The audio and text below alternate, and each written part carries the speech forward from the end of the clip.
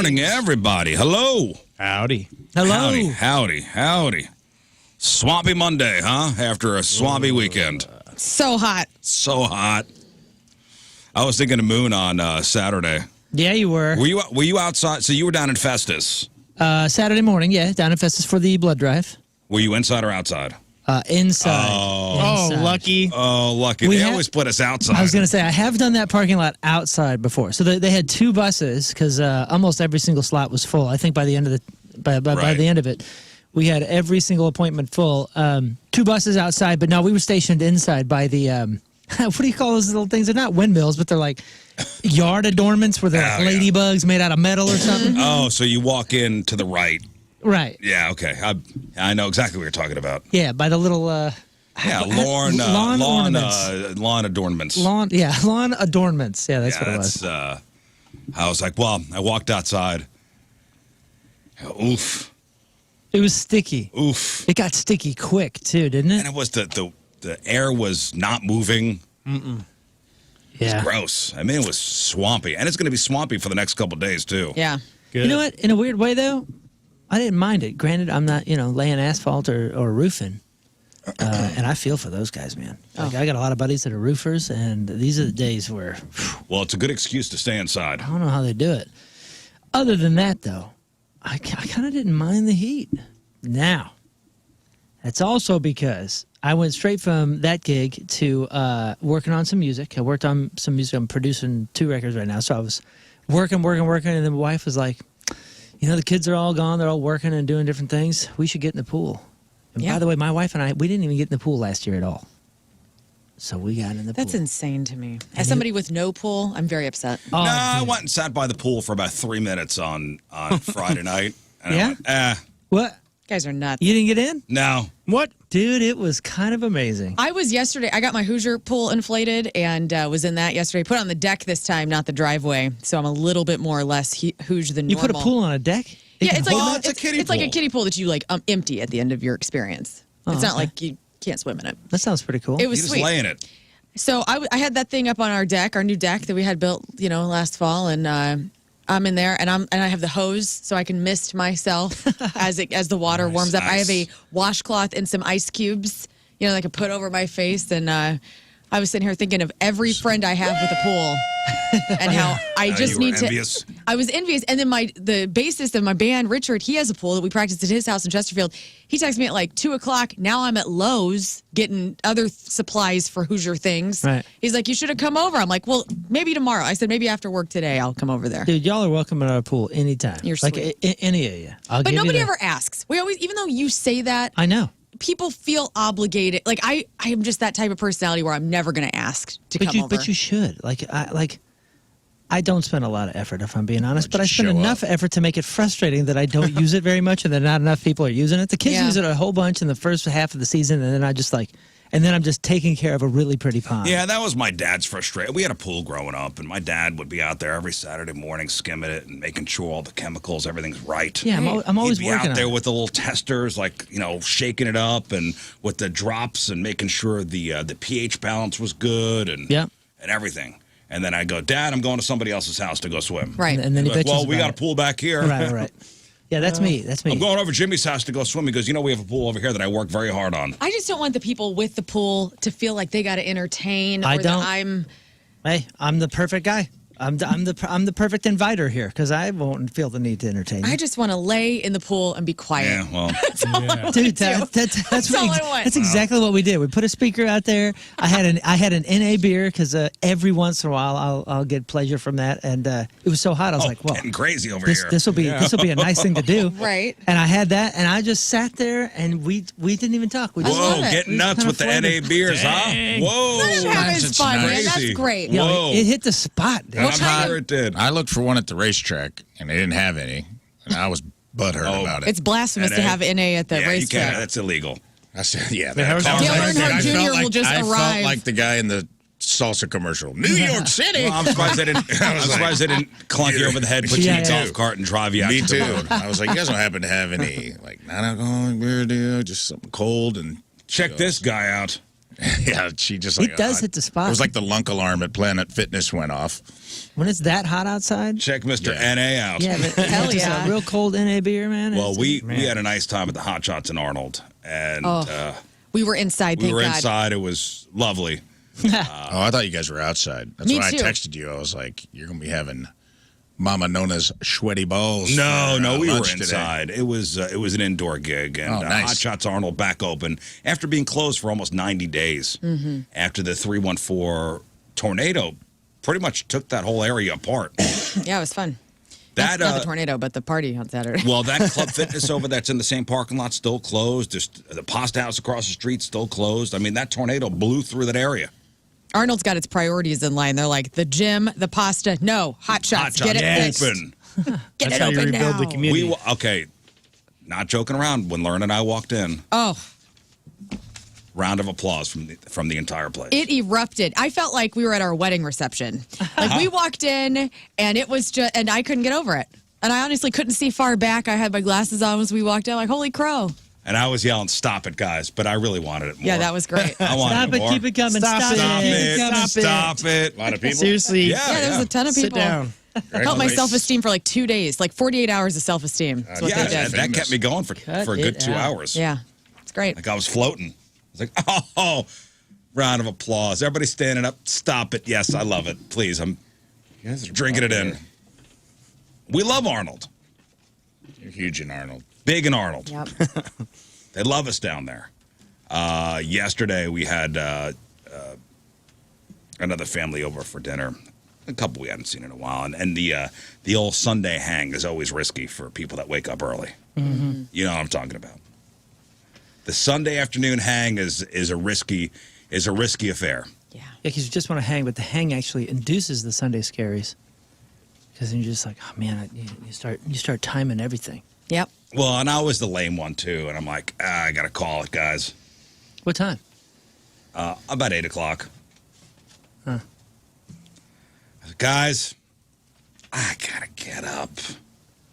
Everybody out. Dude, when we used to have people over, I would actually just disappear myself. Instead of calling it for everybody, I would just be like, hey, anybody need anything while I'm in going to the bathroom? And just not come back out? They'd be like, no, I don't need anything. I was like, great. And then I'd go in and just never You return. moon Deanied at your own home? And never return. Oh, yeah, many Talk times. Rude, man. What do you mean rude? People are having a great time. have If I did that, people an issue. would persecute me. Like, I would, people would just be like, you're a total freaking bitch. Like, Well, but that's you what they get are away saying. with way. it. No, he doesn't get away with No it. way. In No, his everybody mi- says in his moon mind, Deanie. in his mind, he away gets with away with it. It's not. It's noted by I think everybody. it works for everyone. No, But everybody it's likes him noted by still. everybody. Nobody ever gives him a hard No time. way. What is that? No way. I'm not interrupting your fun. I'm not stopping it for anybody. Oh, I'm stopping the fun, and I want everybody out of my house. Yeah, you canceled and That's kicked how I out. am. No way. I have no problem being the bearer of bad news. If I know there's fun going on downstairs, You guys are having a great time. I don't want to interrupt. I can't wait for people to get out of my house when I got to go to sleep. I'm being selfless. Take that. get out of here. That's exactly what I do. I just get out of there. My wife goes before they came over. Hey, Sarah and Jared don't drink. I go, what does that mean? What does that mean? You don't want me to drink? Right. This is my house.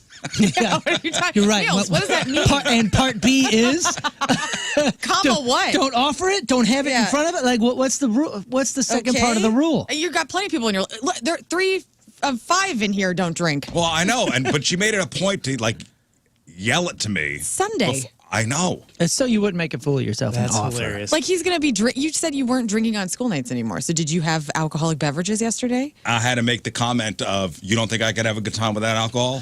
Oh no! Oh my gosh! I'll prove it. So what happened? Running did on you, spite. Did you have an adult I offered beverage? water to everybody What a Wild. I mean, it was hot, but on a Sunday. were you want- inside? You want a water? You better get it now. I'm about to kick you out of here. No, shut up. It's 8 o'clock, they were out of here. That's good. Yeah, we were idiots on Saturday after Arnold. I told Tim, I go, I want a barbecue and I really want to make some s'mores. And we had this plan like a week ago. And then it's super hot. And so he's like reluctantly making the bonfire, because it's what I wanted s'mores. Wow, what a day to do no. that. And so now we're out there literally for like 3 different, I ate 3 s'mores. And then he was like, can I put water on this? Can we please go inside? Like, You lit a fire this weekend. Yeah, that's brilliant. Stupid. Did you bring your sleeping bags to sit in them? And... No, but we had the Ryobi fans out, and we had the solo stove. Yeah, the bonfire with fans going. If you insist on a s'more and 107 heat index, you go in on the stove. I want to be far away from fire as possible. It was terrible. I built a sweat lodge in the backyard. You're out there. Man, all you needed was a tripped pretty Coleman hard. tent. Good. Oh man, you hear about that hot air balloon accident? Yes, I saw the video. Oh my God. No. In California, right? Somebody sent it to me to send to you. It really bummed me out. I guarantee you don't think I saw this? That's what I said. I go, not needed. We'll be talking about this guaranteed first thing in the morning. You don't think I have a hot air balloon accident on a Google alert set? Right. And someone show it to me at a comedy show this week. Like, look at this. Take a look at that. Check this guy falling from the basket. I go, he's seen it. Oh my gosh. We had some Rizz folk come out to Don't Tell, and they were showing me videos that I should show to you. And I go, just send them to him. Send them to the show.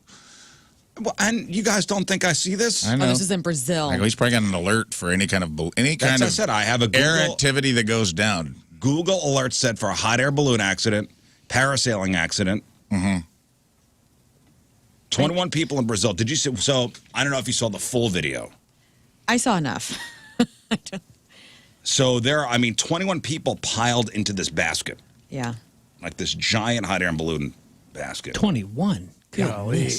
That's a huge. A fire starts in the basket. Okay. That's I would say the second worst thing that could happen. So smoke is billowing. Smoke is billowing from this basket. The pilot attempts to land. The balloon deflates, and now it just starts falling. And these people are falling fast. The pilot survived. 13 people survived. But the survivors managed to live by jumping out of the balloon when the fire first began. So they bailed out. I guess they were close enough to the ground. No way. Wild. Did anybody stay in? Yeah, the people that died. Excuse me. Did you say the pilot survived? Yeah. By jumping out? The balloon at first began to rise once again. Once some of the passengers had jumped out, these people ended up dying. 4 charred, and another 4 jumped out of the balloon when it was falling. Including the pilot? No, the pilot bailed. That's what I'm saying. Yo, what happened? There were to 2 Captain... jumps. There was a takeoff jump, and there was a come-down jump. The takeoff jumpers survived. The come-down jumpers did not. There was like, this is on fire. I'm getting out of here. I'm just saying, what happened to the captain goes down with the ship? That's, I think, a myth. Yo, there's some honor in there that this, I don't know. this cat's going to have to live with.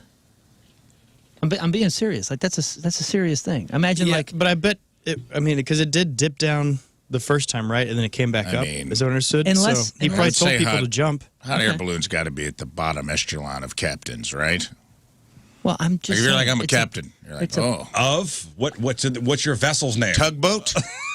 A basket? That's actually worse than that. You don't think that follows the same code or honor code? I think it does. You're a pilot. You are responsible for everyone on your craft. Officials have released an official statement following a hot air balloon crash that ended in 8 people losing their lives. The incident took place in Brazil over the weekend, and a number of shocking videos have been shared online.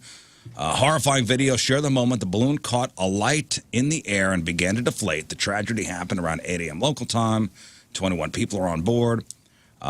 It's been confirmed 8 people lost their lives, 13 survived. One of the survivors was the balloon's pilot.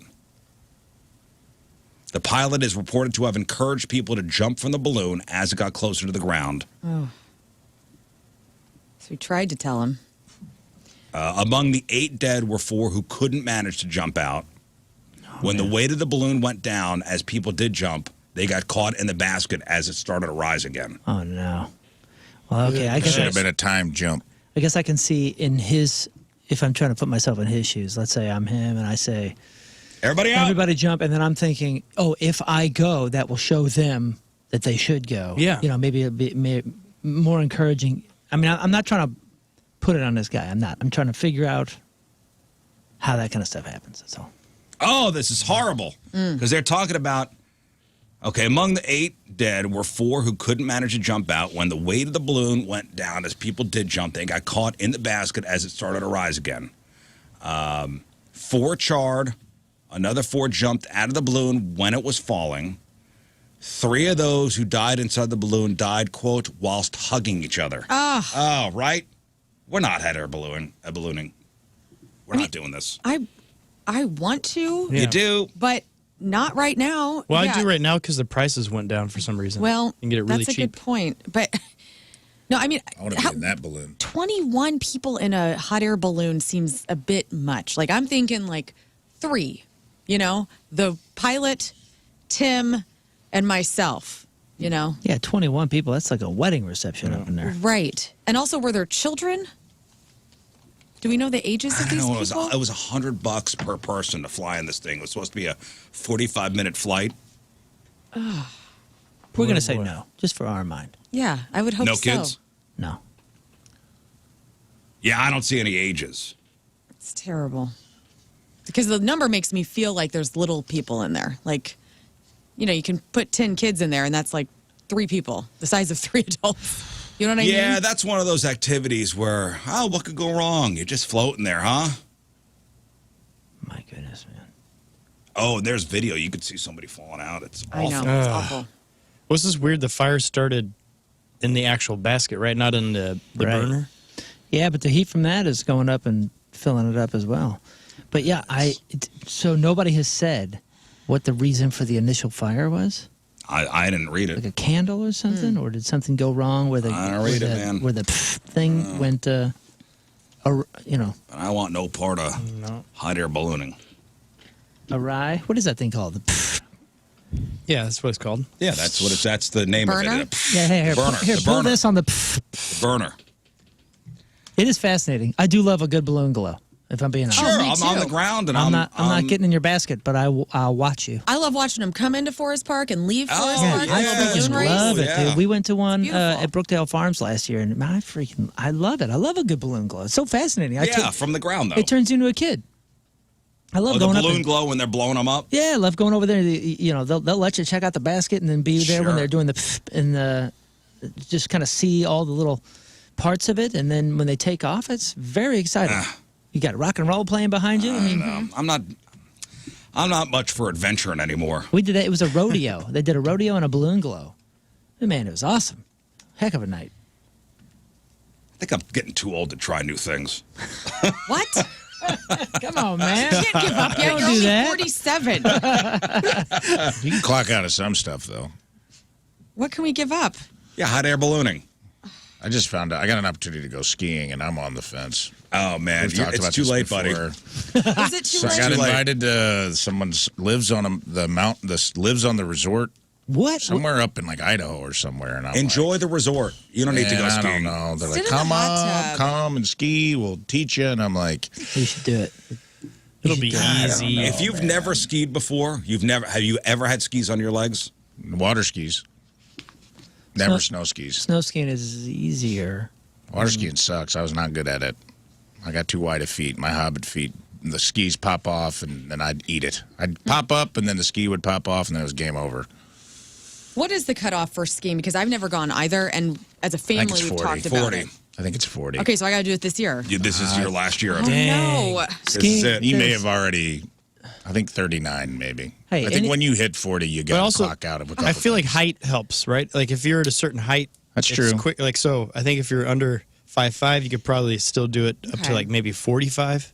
Yeah, you were Anything worth you were doing able is- to pop up from that crisscross applesauce Yeah. TikTok You're fine. BS, so You'll you might enjoy it. still be in good enough shape. Anything worth doing is dangerous. You've been doing And Pilates, that's- you got a low that's center why- of gravity. You'll that's be why all right. skiing is Honestly, awesome. guys, you know me. The thing I'm worried about most isn't like my body and like going out. It's hypothermia. Well, that also having a panic attack on a mountain, also getting chased by a bear. Well, that's not going to happen. It happens don't so know. infrequently. That happens Happened so to one guy. infrequently. Yeah, And he but was videotaping. Yeah, but he was off good. in like He was way out Alaska. there. Yeah. Like that. I think he was doing like helicopter skiing where they like drop you off. Oh my god. And if you ever Yeah. played that skiing game on the is old wrong with you Microsoft, Yeah, that's what I'm doing. Yeti would okay, get you. I don't like it. I'm doing the helicopter. Helicopter skiing Yeah. where they drop you off. Yeah. on a Well, if I'm doing it, let's go mountaintop all in, baby. Canada. Let's go big. Yeah, you would love it. It's pretty spiritual if you do it right. Really? If you go to the, I could use I want to that. do what Chelsea Handler does, where she's naked and she's got her I'm dog gonna on her push back. back on the spiritual part of it. What? I'm sorry. I've been skiing a lot. I'm just trying not to die at this point. Is it spiritual because I'm going to pass away and go into the next No, life? it's because like it just like you're at the top of the mountain. You know, you're looking out and you're just seeing mountains and Yeah. snow. You're seeing God's country, and then you're going down, and it's just you and nature, and you're like point. you're conquering nature, and you're hearing. You're on a ski resort. I've been called to with jump off of hundreds a of few other mountains. people No, who are on rented In skis. some, Yeah. I'm No, running man. into people. In some of the places that we were, dude, I felt like I had this whole section of the mountain to myself. It was, And you got these little kids that are zipping in and out. Yeah. You're just trying to To be honest, I survive. didn't And you're see trying to not think of Sonny Bono, I didn't right? see any kids other Just than me the, just taking out kids like freaking Pac-Man, just eating the ghost. No. Just pop, Little speed bumps, yeah. only kids that I saw were better at snowboarding than I was. So They better be. They're not my because word. they're going to have about 260 barreling at them. Yeah, Out of control. Learn how to and learn how to kind of wedge. somewhat ready to die. Say goddbye to your knees. If I 'Cause go, those are I'm going to say when I go off the side, I'm ready to die today. Let's go. You have to. At that point, when you're doing something like that in your mid-40s, Yeah. you Every gotta just part of say, your I'm body's ready going to let ache. it go today. Yeah. Every part of your body will ache. for It's the next falling 2 that I'm weeks. worried about. I think I would like the skiing, but it's like, how many times do I have to fall? How painful is it going to be? Like, I don't want to blow a hip out in my 40s. It's going to hurt. tuck and roll, go loose, go loose. It's going to hurt. You just stretch a little bit, you're fine. I think it's a bad idea. I'm on your side. I think there's some things you just age out of, and you just got to accept it. It's like I'm not going to learn to skateboard right now. Oh, come on. Get out easy. of here. I was watching old vintage Jackass shows last night, and the one where Tony Hawk they have to do the little curly cue into the lake, and they got that BMX guy, and they yeah. can't, Tony Hawk completely bites it, and Bam Margera and stuff. It was awesome, and I was like, oh man, I wish I could do this. I wish I could skateboard like It's that. too late. Yeah, you're Oh, you talking got like it. you're 60. You got to knock that off, man. 47 is too late to start skateboarding. You're going to have your second wind, and it's going to be too late. Skateboarding, I'm with you. Skateboarding. I tried it at 19, and I realized this wasn't Well, for me. skateboarding's easy. You just got to get one of those little, what do you call those? Those practice, the balance pads. thing where you stand on that little board and you practice balancing right now for about 3 or 4 months. And then you get on a skateboard, you just kind of go slow and Just easy. go, And the next man. thing you know, you're going to be going down Skateboarding 50-foot ramps. Yeah, skateboarding is a lot of work to get into, but will say- skiing, you can find the right I did. right places to do beginner skiing and just be like, whoa, I get it. I get it now. I'm on the fence. I'll see how I feel. I did surf over 40 for the first time, and I did it. It took all day, but I did it. What, longboard or what kind? Wow. A surfboard. I don't know. I didn't get into Was the it in Hawaii? weeds. No, it was in Costa Rica, which was a good place to learn because it was like 5-foot waves all day, and you could hop on the board in like chest deep water. Yeah, So you didn't 5 have foot. to I didn't have to get worn out. The paddling was the hardest part. My shoulders hurt more than it, but the wiping out did hurt because when you'd fall off the surfboard, you'd hit the water, but your back would hit like the bottom of the ocean because you'd go in hard and the waves would pound you down. And I was sore the next day.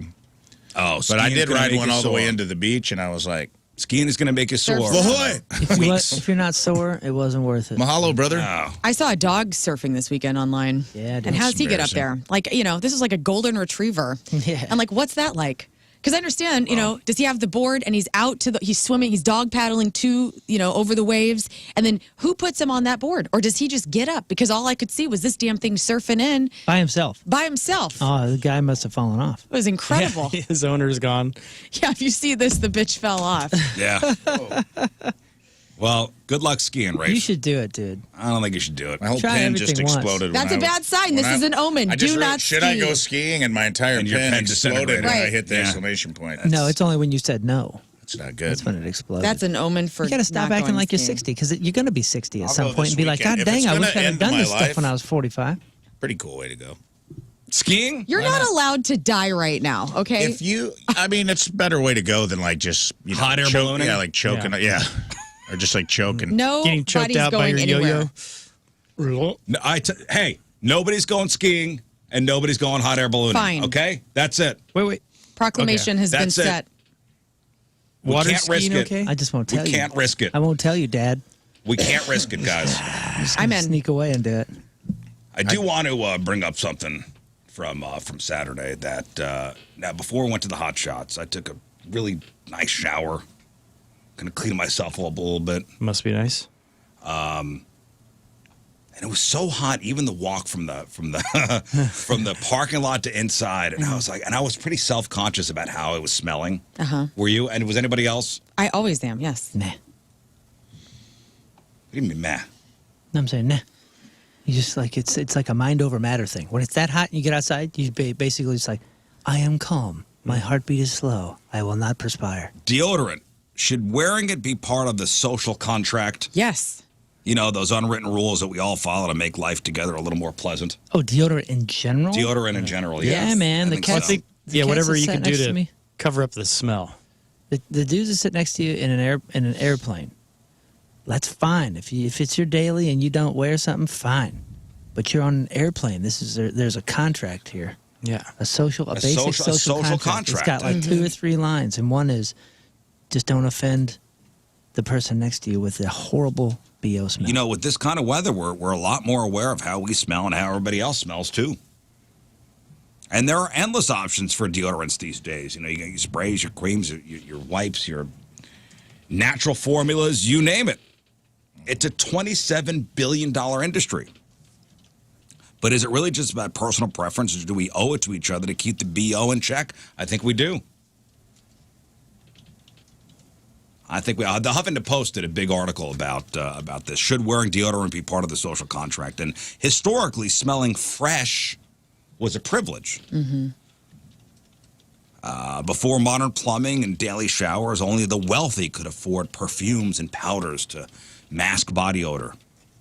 So not smelling bad became a sign of status. Now most of us expect a basic level of hygiene from one another.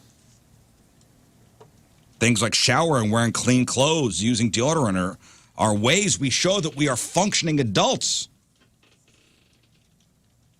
But here's where it gets tricky. Body odor is subjective. Some people actually like a bit of stank. No, they don't. Who's the erroneous? The rainbow people. It's not subjective. The tribe or whatever. The rainbow people. Remember, they're like the people. hippies that live out in the wilderness and they listen to Grateful Dead or something. And they dance around naked. The rainbow people. Are you high? What's going on in there? No, the rainbow. I know who you're talking. They used to come in. I used to work at a hardware store, and the rainbow people in Carbondale would come in from the woods and hose off in the alley. Yes, That's a for real. For Okay. real, yeah. It was like commune. It was like hippie commune people. That's what they called themselves. Yeah. They call themselves the rainbow people? Yeah. All right, And well, let me tell you something. my apologies to the rainbow They should people. call themselves the shoplifter people, because that's what they were coming in to do. They were not coming in to spread joy. They were coming in to take hose off in the alley. I'd catch them using the hose behind the hardware store to bathe, which I didn't care. I was like, yeah, you guys should. You stink.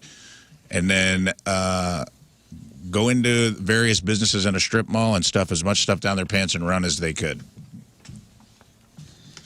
It's like, you ever seen that episode of King of the Hill where Bobby joins the commune? We share everything. And it was just them just taking all Hank's stuff. That's exactly what That's it was. what it is? Yeah. So the indigenous tribe from Carbondale? Yeah. The indigenous tribe of white dreads with their cultural tradition of white dreadlocks would come in from the woods, and they were ripe, dude. Whew. Good God. Yeah, listen, if we're in tight spaces, we need to. It is part of the social contract. Throw a little speed stick on. Come on, just for the sake of society. Yeah, man, anything. Have it in your bag. I hate bad smells. I I try to be fresh and clean at all times. I'm sure it's happened to me dozens of times with all the flights that I've taken, but I have one memory in particular. And it was like a double screw you from the universe to me. It was one of those random times where it's like, would you like to have an exit row with more leg room for an extra $45 on this 5-hour flight? And I was like, you know what? I'm going to splurge today Yeah. and get the Treat extra leg room. yourself. Because it also showed me that there was nobody in the exit row. So I had a chance to get it myself. Yeah, nice. And what do you know? I get in there, I get all buckled up, window seat. Woo, look at this. I'm spreading out, and nobody to my left on these two chairs, I might add, 2. And then we're taking off, and right as the plane is going, everybody's supposed to be seated. Dude behind me, big dude. Okay, not that there's anything wrong with that. but a big dude, gets up because he notices there's extra chairs in the exit row That you paid extra for. that I paid extra for. He gets up and he comes over and he puts his backpack in the aisle and sits in the middle. And this guy is a big guy, and I don't mean just big, I mean tall. So his armpit is on my shoulder. It's like leaking on my shoulder. And he's ripe. Holy cow, guys. He was wearing one of those like neoprene surfing shirts or whatever. It was almost like, you know what I'm talking about? It was like an undershirt, like an Under Armour thing. But it was like, it just like, the smell stuck in it. Does that make sense? Yeah, You know So how those when things get sticky and stinky real quick? Yeah. At some point in the flight, maybe only a half an hour in, I felt the wetness of his armpit right here on my left shoulder. And I just remember thinking, this guy smells so bad. Like bad food and BO mixed. And he was just rubbing it on my clothing for 4 or 5 hours. Yeah, so when does your natural odor cross the line? You know if you stink. Yeah, I mean, just check yourself. Imposing your scent on others I'll do it now. is I had a roommate. a boundary violation, we'll fine. just say. I had a roommate try the old. He read an article about aluminum and what else? What else is in there we're not supposed to have? Aluminum is the main Yeah, thing, but there are there's plenty of aluminum-free deodorants. Yeah, and he was just decided, he was like, it takes a couple weeks, but your body adjusts. And he was just using like talc powders. I know what talc powders, like baby powder. I don't even remember what he was trying, but about 2 weeks in, I go, nope, this is over. Doesn't work. You stink. Yeah. No, man. He goes, I don't, though. It's going away. I go, no, you're getting used to it. You stink. Like when you come home and walk through the door, I'm like, I smell BO. That's how you're adjusting. Yeah, that's It's like living the next only to a thing subjective landfill. about it. Yes, is that What was his diet like? Yeah, you live next to a paper factory, and the fart smell doesn't affect you anymore. But everyone who comes to visit, they think our house smells like BO, and it's you, and I ain't getting blamed for it. So here's some aluminum-free Old Spice. You're putting it on, and he did. He's just like, all right. Everybody with a teenager goes through this, by the way.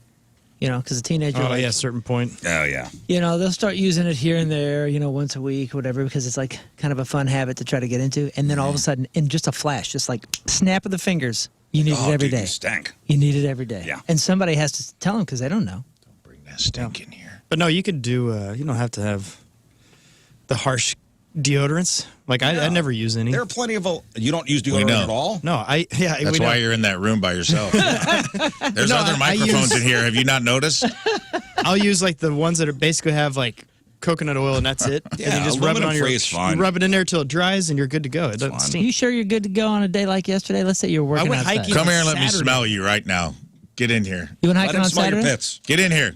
You I went want smell your I'll pits. tell you the truth. Smell test. Scott's using this. I want to heavy smell your stuff. coconut. But here's the thing. He's carrying around 7 pounds of coconut oil in his hair. That's true. He is kind of putting on- smells like Smell his pits. All right, his ready? thing anyway.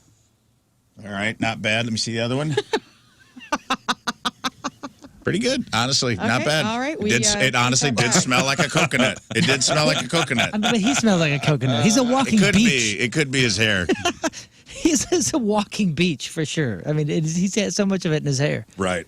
Y'all stink worse on one armpit than the other? No. Oh, I do. They're equally terrible. Yeah. No, I went hiking Saturday and got out of there and still had no smell. I was double checking myself and I was sweating like crazy. I was and smelling myself on Saturday. fine. I was self-conscious about it. Oh, really? Yeah. Well, when I got out of the pool, it was just kind of sitting around. And I was like, oh, man, I think that stuff kind of wiped off. I got to check it. And it was a little whatever, but you just jump in I the was not shower. feeling fresh. I had You were fine. I had a nerve cyst in my left armpit when I was a kid, and I had it removed, and they took out extra nerves. So I can't. I'm not ticklish under there. I can't feel anything under there. Not ticklish under your arms? Let's try it. Not under. You could win a lot of bar bets. Rafe, Not under. Get this, over here. tickle him. Not under this arm, but it also it doesn't sweat half as much, and it doesn't stink. Are you a ticklish guy? It's like a lot of things. I can't even imagine you being tickled in my head. Like, I'm trying to picture it in my head, and you don't seem like a person who would stand for it. like it upsets me, and I stop it. Yeah, like you would either fight somebody, or you seem like a guy, you're so like mind over matter-ish in your daily life that I feel like you have like went into a sweat lodge and meditated for yourself not to be ticklish anymore. Sounds like a guy Mickey who on the doesn't instant stand feedback for tickling. Mickey on the instant feedback says, my dad, me, and my son have never had to wear deodorant. We never smell. You're wrong. Oh boy. man, what? You stink. You telling me it's a family thing? I had a friend that her sweat glands didn't work, so she would overheat, but she wouldn't sweat. So, like, she wouldn't smell. Somebody, you still stink. somebody on the texter says I bet that you still. Luke Bryan, 2 first names, hard to trust, apparently swears by Irish Spring soap so much that no deodorant is needed. And I don't know about that, says the texter.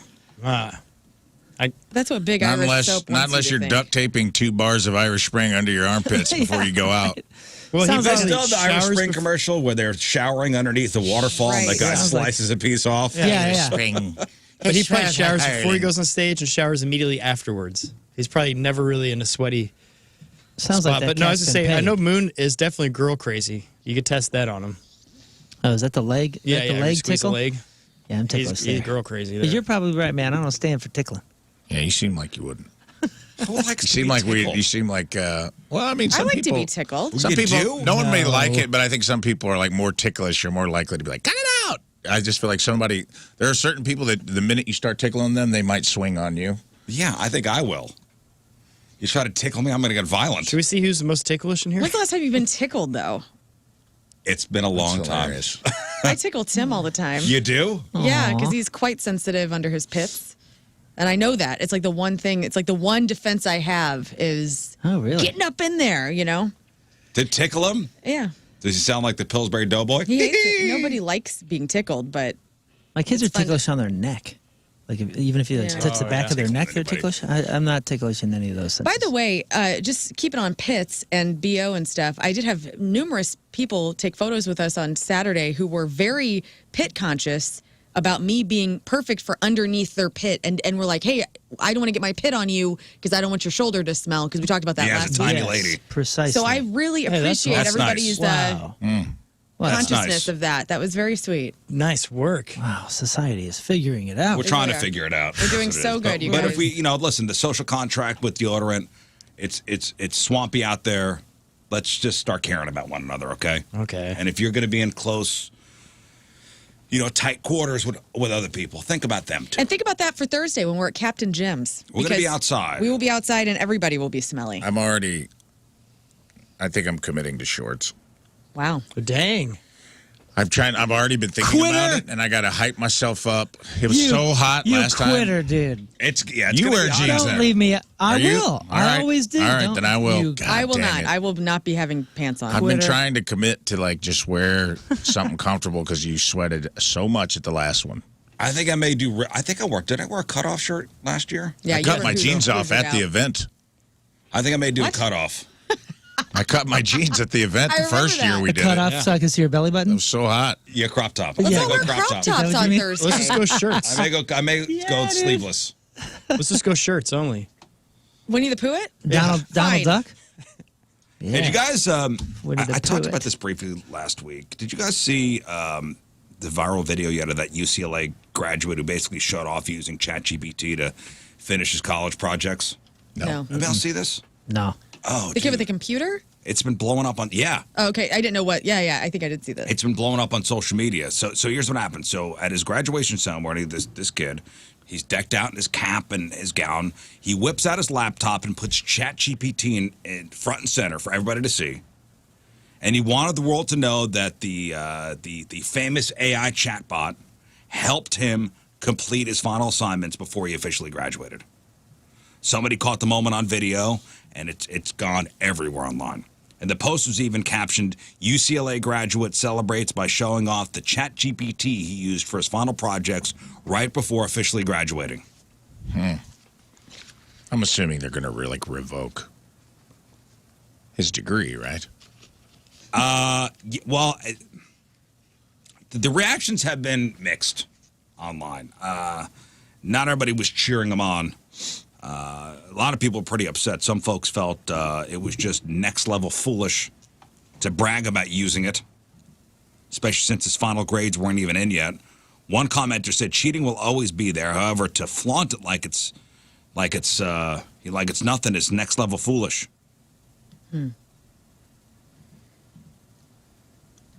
Don't be the court jester. This is going to follow you around. Another pointed out that just because you walk at graduation doesn't mean you've actually earned your degree yet. Should have waited until the grades were posted. Or you have a job one day and can like look back fondly at that moment. You know, we are the employer. This kid's name is everywhere now. Are you going to hire him? Somebody wrote this is the death of education. Yeah. Like this video it will be looked upon as the death of education. Nah. As kids will be using this for everything. Human beings love shortcuts, and that's all AI is. So it will be the death of everything. The job market, our brains will be mush. It's going to be bad. That's what More they than say about everybody. everything. We'll figure it out. We'll adjust. Yeah. Adapt or Tried to warn die. everyone. We're falling in love with these stupid things. We're using them to get That's our right. degrees. It's doing our job, and we're just like laughing about it. That's right. I took a stand Friday. I officially will be one of the first people wiped out in the AI camps. Yes, and I'll be there with you because I don't want it. But I made my stand for love, buddy. And it's going to keep getting worse and keep getting worse because no one's using it as a tool. Everyone's using it as a crutch, and it's going to be That's bad. the problem. Yeah. Now, there's a new startup called Cluely, which openly boasts that it could help everyone cheat on everything. Okay. It's called Cluely, and it's raising a lot of investment money. They just got another $15 million in funding. You know, you guys could see the bright side of this. Go. Okay, so the first wave of it is a bunch of people that aren't qualified getting places that they should, right? Or that they shouldn't. But then the quick adjustment to that is all the cream. The cream always rises, man. And I'm telling you, the people that deserve to be somewhere are going to be the smart ones that don't take all the shortcuts and all that kind of stuff, have the knowledge, get to the position, then keep the position. Mm-hmm. Listen, there's so Push many, out the idiots. There's so many jobs that middle management's not even paying attention that, you know what, give these people jobs. That's fine. Let them cheat their way into whatever. They're never going to get to the next level unless they are the next level. But that's what I mean. Wow. Like, even those middle range jobs, people are going to be BSing their way into them in a different way. Well, but they've been doing. What I'm saying is humans aren't changing. So the BSers are going to be BSers. Going to BS. You know can what I'm only saying? fake it so much. That's what I'm You saying. can only fake it to a certain level. Faker's going to fake, and the Sure. people that care to be You can only great. fake it to a certain level before you're found Listen, out. all I'm saying is this is great for old people because I am only going to have old professionals in my life from here on out. Well, let me tell you about this Cluely. Let me tell you about this Cluely. Okay. This Cluely thing. So it's going to help everybody cheat on everything. The two founders of this Cluely were kicked out of Columbia University for creating a tool called Interview Coder that helped engineers cheat on technical interviews. So what does this really do? It uses an undetectable AI to, quote-unquote, coach people through virtual interviews and calls, basically telling them what to say. Dang. And there are probably some practical uses, like maybe helping people in negotiations and giving people information in real time that could make meetings and conversations more efficient. But in almost any context, telling what people to say feels shady to varying degrees. 100%. Have they tested this on just a normal dimwit that's out there that hasn't studied or anything, and then they go in for those interviews for these big jobs, and have they tested on them? Well, for now, it sounds like it's mostly like a desktop tool, Okay. which can be used to cheat at everything from exams to job interviews and even sales calls for work. You could also use it on your personal life, like online dating. Mm-hmm. You could basically trick somebody into thinking you know a lot about one of their interests, like art, when you really are just reading off But that's what I'm saying. You're going to get busted. off a real-time script. You're going to get busted, and it's going to be over anyway. Lazy begets lazy. So if lazy is getting rewarded, they're only going to stay lazy. I'm telling you, they're only going to get to a certain point. And the people that can raise to greatness can rise up to that. Maybe a few of them will have more opportunities with this. And I hate to say that, but like maybe. You know, because a lot of times, man, greatness can come from mediocrity. Where does it come from? Not everybody's born great or born to do something. But if you have an opportunity, sometimes you can raise yourself to the level of that opportunity. So maybe this let's say 1 in 100, this creates an opportunity for somebody to get into a position to then become great that they otherwise would not have gotten. Come on, see the positive. We can see the positive here. I see what you're saying. But is that more efficient? Like, I thought AI is to help us have a more efficient life. And so you give people like a little bit, but then they get the job and they can't do the full job, so that's inefficient. And there's no merit with that. With power comes great responsibility. Ooh, Spider-Man that's said deep. I'm going that. to write that down. So deep. Stan Lee said that. I mean, we've had mediocre people in charge for a long time. This isn't a new thing. No one's ever been like, man, my middle manager at my old job, lights out, sharp. That's a sharp tool. It's always like, how did this person ever? It's a lot of it is like nepotism and networking, and so I mean, I just think I don't have a problem with the job interview one because I'm like, that's a sham anyway.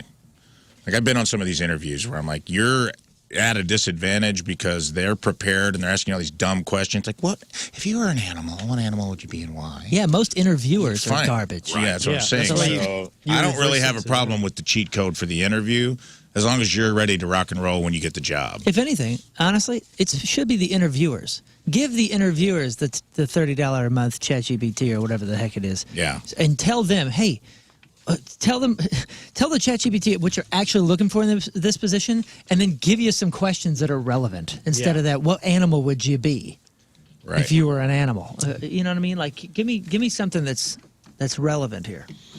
It's all good. We'll have the negative. We'll have the What's the one positive. cheesy question all interviewers ask? What are your weaknesses? What are your weaknesses? Yeah. Well, you know what? Some would say Water. Some I care would, too some much. would say I care too much. Yes, I love that. Yeah. I love too hard and I care too much. Yeah, some would say I care too much. And I just get out. I work so hard all the time, you know? That's my weakness. You get out of here. You didn't get the job. Yeah, what is What's the my best answer to weakness? that? Sweets, sir. I love anything that is a pastry. Thank What's you. the best answer to that? Let's ask ChatGPT. Okay. What is okay? Here we We'll go. do it so you don't have to. How should I phrase this? What are your weaknesses? Entenmann's, crumb top How- donuts, and MILF porn. How should you word How should I answer the question? yes? What are your weaknesses in a job interview? I put, what's the best answer to an interviewer asking, what is your weakness?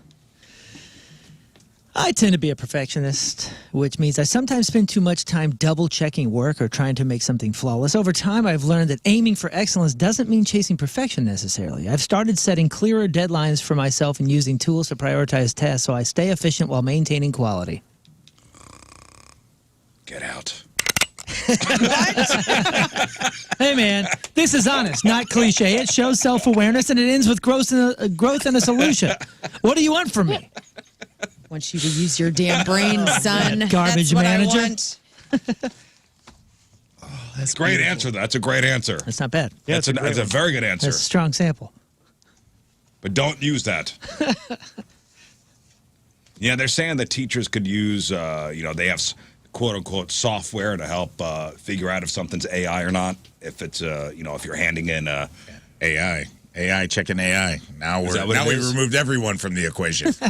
Now the teachers are using AI to check for AI. AI's talking to itself. This is how it happens. We're all going into camps, dude. I asked my son, I go, how do, are they checking for this? And, my son goes, oh, yeah, the teacher said they have some kind of software that could. I go, they don't have any software. They're Right. lying. That's like you thinking back in the day that people were going to pull a pluck of your hair out to see when the last time you smoked weed. You know, and we're all Nobody's afraid about that. Nobody's plucking anybody's Hey, hair. you know what? I'm still waiting to find out where, or just point me in the direction of where my permanent record is. All those teachers that reference it's my out permanent. there. Oh, Where- big time. Where? Who's got the Go code? try to get a job. Ask ChatGPT if there's a permanent Yeah. record. Okay, hang on. Where is there it? And where is it? Where can I find my permanent record? This will go down on your permanent record. That was one of those things as a kid where you heard that and you're like, oh my God, there's like a place where all of our records are stored with all the bad stuff that we've ever you know done. who's got it? Who? Santa Claus. Hey, he's trustworthy. ChatGPT, do I have a permanent record from school? No. No. You don't have a permanent record in the way movies and TV shows often portray it. Here's what really Lies. happens. You get report cards, standardized test scores, and attendance. Disciplinary actions, if any, K through 12. College admissions, they don't even have access to your full K through 12 file. They might request transcripts or letters of recommendation, but not your detention slips or fifth grade math scores. Wait a second. So all the threats of me getting in trouble and it going on my quote-unquote permanent record. Horse. Lies. Poo-poo. All lies? That's right. The education system in America is built Wait, on it was lies. just a way to keep us in line? It says, if you apply to college or transfer schools, maybe your official transcripts matter. No one sees how many times you were late in 9th grade or whether you forgot your homework. So no, there is no permanent record following you around. You're not haunted by middle school mistakes. You are free. That's what it says. Will a college know that I was suspended? Probably not. Is it on an official transcript? Doubtful. And also, can you pay to like get? You know how you can pay to get your speeding tickets down to like a littering ticket or whatever, which is still terrible. I mean, can you do something to? Like just money help with this? It shows money helps with everything. It shows you were suspended. No, that got changed to a tardy. Yeah, he was just tardy that day. I pled that down. $143 later. That's a tardy. I pled that down to a tardy. Permanent record. That My would ass. be great. It'd be nice, wouldn't it? I just found that out. Lies. I thought my permanent record kept me out of MIT, but maybe it's just... Nope, it was just your stupidity. Dang it. Kept you out of it. Dang it. Speaking of stupidity, this is a video that's making the rounds. I saw it over the weekend. Your sister's a lawyer in Colorado? Yes. Oh. She's cool. I wonder if she knows this guy here. A lawyer in Colorado accidentally called the judge honey instead of your honor. Immediately regretted it. Listen, honey. Doing that. This is very funny, and he knows right away. This could have been 3 separate... Okay, but it wasn't 3 separate. Let's go with what happened in the case. But, honey, oh my God, I'm sorry. I'm sorry, Your Honor. That, I don't know what to say to that. I apologize. Go ahead. The question here... I'm sorry, I've just been totally thrown by I can mistake. imagine. I'm a little thrown by that also, if I'm being honest. Your Honor, I don't know what to say. Well, go ahead. You've only got 1 minute and 7 seconds left. Would you just leave at that point? Oh, man. Get your briefcase and get the hell out. Clearly, it was like a Freudian slip, and he's like, in an argument sense. And There is no grace. They're banging. Dude. No way. Oh, you think so? I'm calling it. You think so? Calling it. And she's throwing more smoke on another smoke screen because she's like, I'm pissed off too. Yeah. Because she wasn't mad at first, and then she's like, oh, yeah, no, I'm thrown too. pissed. Right. Oh, I am also very upset right now. Wow. In fact, I think I need to see you in my office. What? We're going to do a brief recess. 20-minute recess. We're going to do a brief 20 recess. Recess. Seems like everybody's slipping up today. You're right. I feel it. You're right. Oh, my gosh, Your Honor. I can't believe feel I... the sexual tension. Yeah.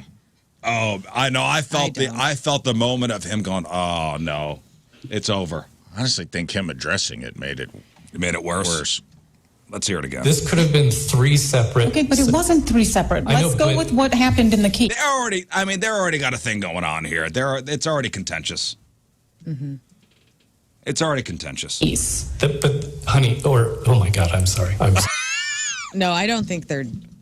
I can hear it in his voice. I can also hear his mouth is very dry. Which Yeah, he's already nervous. Yeah, take a drink of water, pal. Either he had a Reset. flashback to an argument with his wife, and like that was just like a muscle memory thing, or banging. Wowie. he thinks, I think there's a little bit of courtroom romance going on. Yeah, she I looks like watch a total LA Law, sweetheart. dude. I don't know what the judge... I just want to say all their words right now. Hey, sweetheart. I worked Hey, at a cutie. bar adjacent from a courthouse, and let me tell you, there are a lot of them banging. There's a lot of them Lawyers having, there's plenty of inter-office. You know there's things? Plenty of inter-courtroom Dude, boom happening. I talked to a my lot of them sister marry each other. this weekend. So my sister's in Chicago this weekend because she does family law. She represents a lot of family kids and different cases like that. Mm-hmm. And so they have a convention up in Chicago, and I'm like, oh my, I'm like, ooh, sexy convention time. Yeah. We're meeting other lawyers. And she's like, no. She goes, no men are family law attorneys. Like, it's all women for the most part. May I? And I was bummed. I was like, dang it. May I approach the bench, baby doll? Yeah.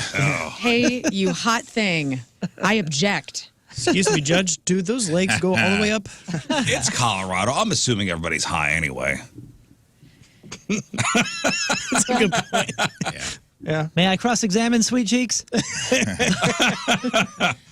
I'd like to ask for a 10-minute recess, you dirty slut. Hey, Shut your whorish mouth when you're talking to me. jeez Louise. Hey, there are a lot of people checking in, by the way, saying that teachers do have a tool to check for AI. You guys don't have to lie. It's Yeah, it's- summertime. I Nobody know. cares. It's Called the tattletale in the classroom. Tattletale.com. Yeah, tattletale.com. The one kid in class that's a teacher's pet. Yeah. That's what it is. Leonard. Leonard is the AI checker. Brian says I heard it Brian gives talk about it at recess. Brian says it gives a percentage of likelihood that AI was used. So what does that matter? What kind of tool is that? don't Is a know. certain percentage worth throwing out? So if it's over 70, like you don't get the grade? There's a 70% chance that Lil Thatcher used AI to do this essay. Well, the thing is, kids already know how to. You just type out hey, mimic the way I write. So you give it a paragraph, your own writing, and then you tell it, redo that whole thing you just told me, but in my style. And then it does, and it can't detect it. My kids already know that. Don't you want this? I mean, I'm being serious. You know that I'm always trying to push back and make sure that we're not sounding like the old people, okay? And I'm a little worried that we're getting into the territory. I think we're knee deep right now. We're just trying to. I'm we're not trying old. to understand. Where are you going Just out trying to here, sweetie? understand it. Yeah, but the old person that's more than knee deep in the thing, the try to understand is usually push back immediately, and I feel like I want to encourage my kids to figure this out because Well, what'd this he is do to- their world. What did he do to the kid that held up his computer before graduation? That said he used ChatGPT for pretty much his entire final assignment. You applaud him for being honest? I'd ask him a few more questions. I might hire him for something. Yeah, gonna 'cause he's hire him? honest. I don't know. Maybe. I mean, the Are you dude going to seems take after away his it. degree? No. I think No. they will. I mean, dude, I don't know. This is their world. The genie's out of the bottle. So, like, bitching about it. It was makes no created sense. in colleges, like by students who graduated. You know, like this is a tool they've created for us to be. But this is a tool that's doesn't make important. sense. This is a tool that's important. It's only getting refined at just an exponential, crazy speed. So I want my kids to be prepared. I want my kids to be educated. I want them to know how to master this, because this is their world. This is the world that it's they're a new going into. calculator. It's the advanced calculator. All right, listen, guys. Let's play a little contest before we hit the next break. Okay. Before we hit the first break, it's already 7:05. Let's play which came first, okay?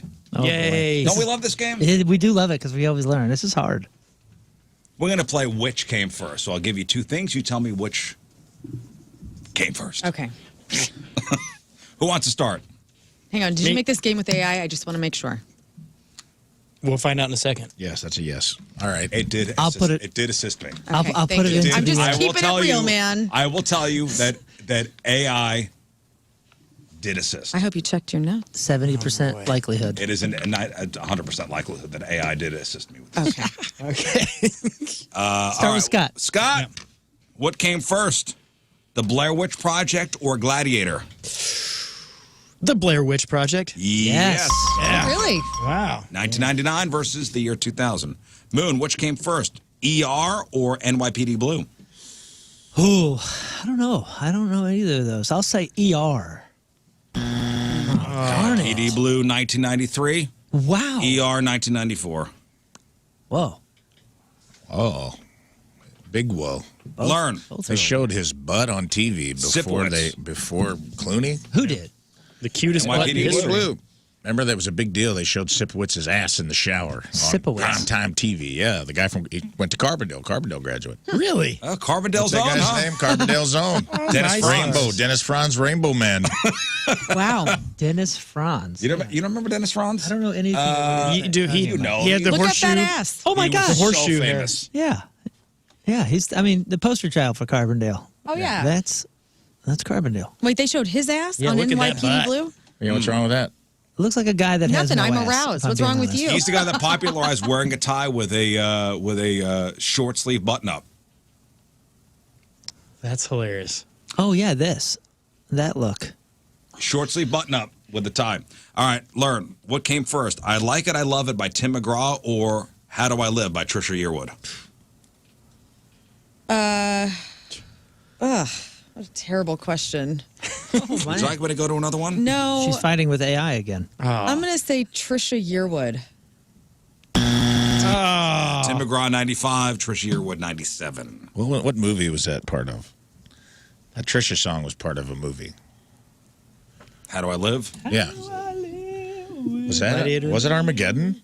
No, I think that was. Well. Yeah, I think you're right, actually. Rafe, what came first? Jurassic Park or Forrest Gump? Con Air. How do I live with that? I knew it was somebody went up in the sky. I knew that. It was Con Air. Go ahead. What was it? Jurassic Park or Forrest Gump? Which came first? Jurassic Park. Wow. 93 versus Forrest Gump's 94.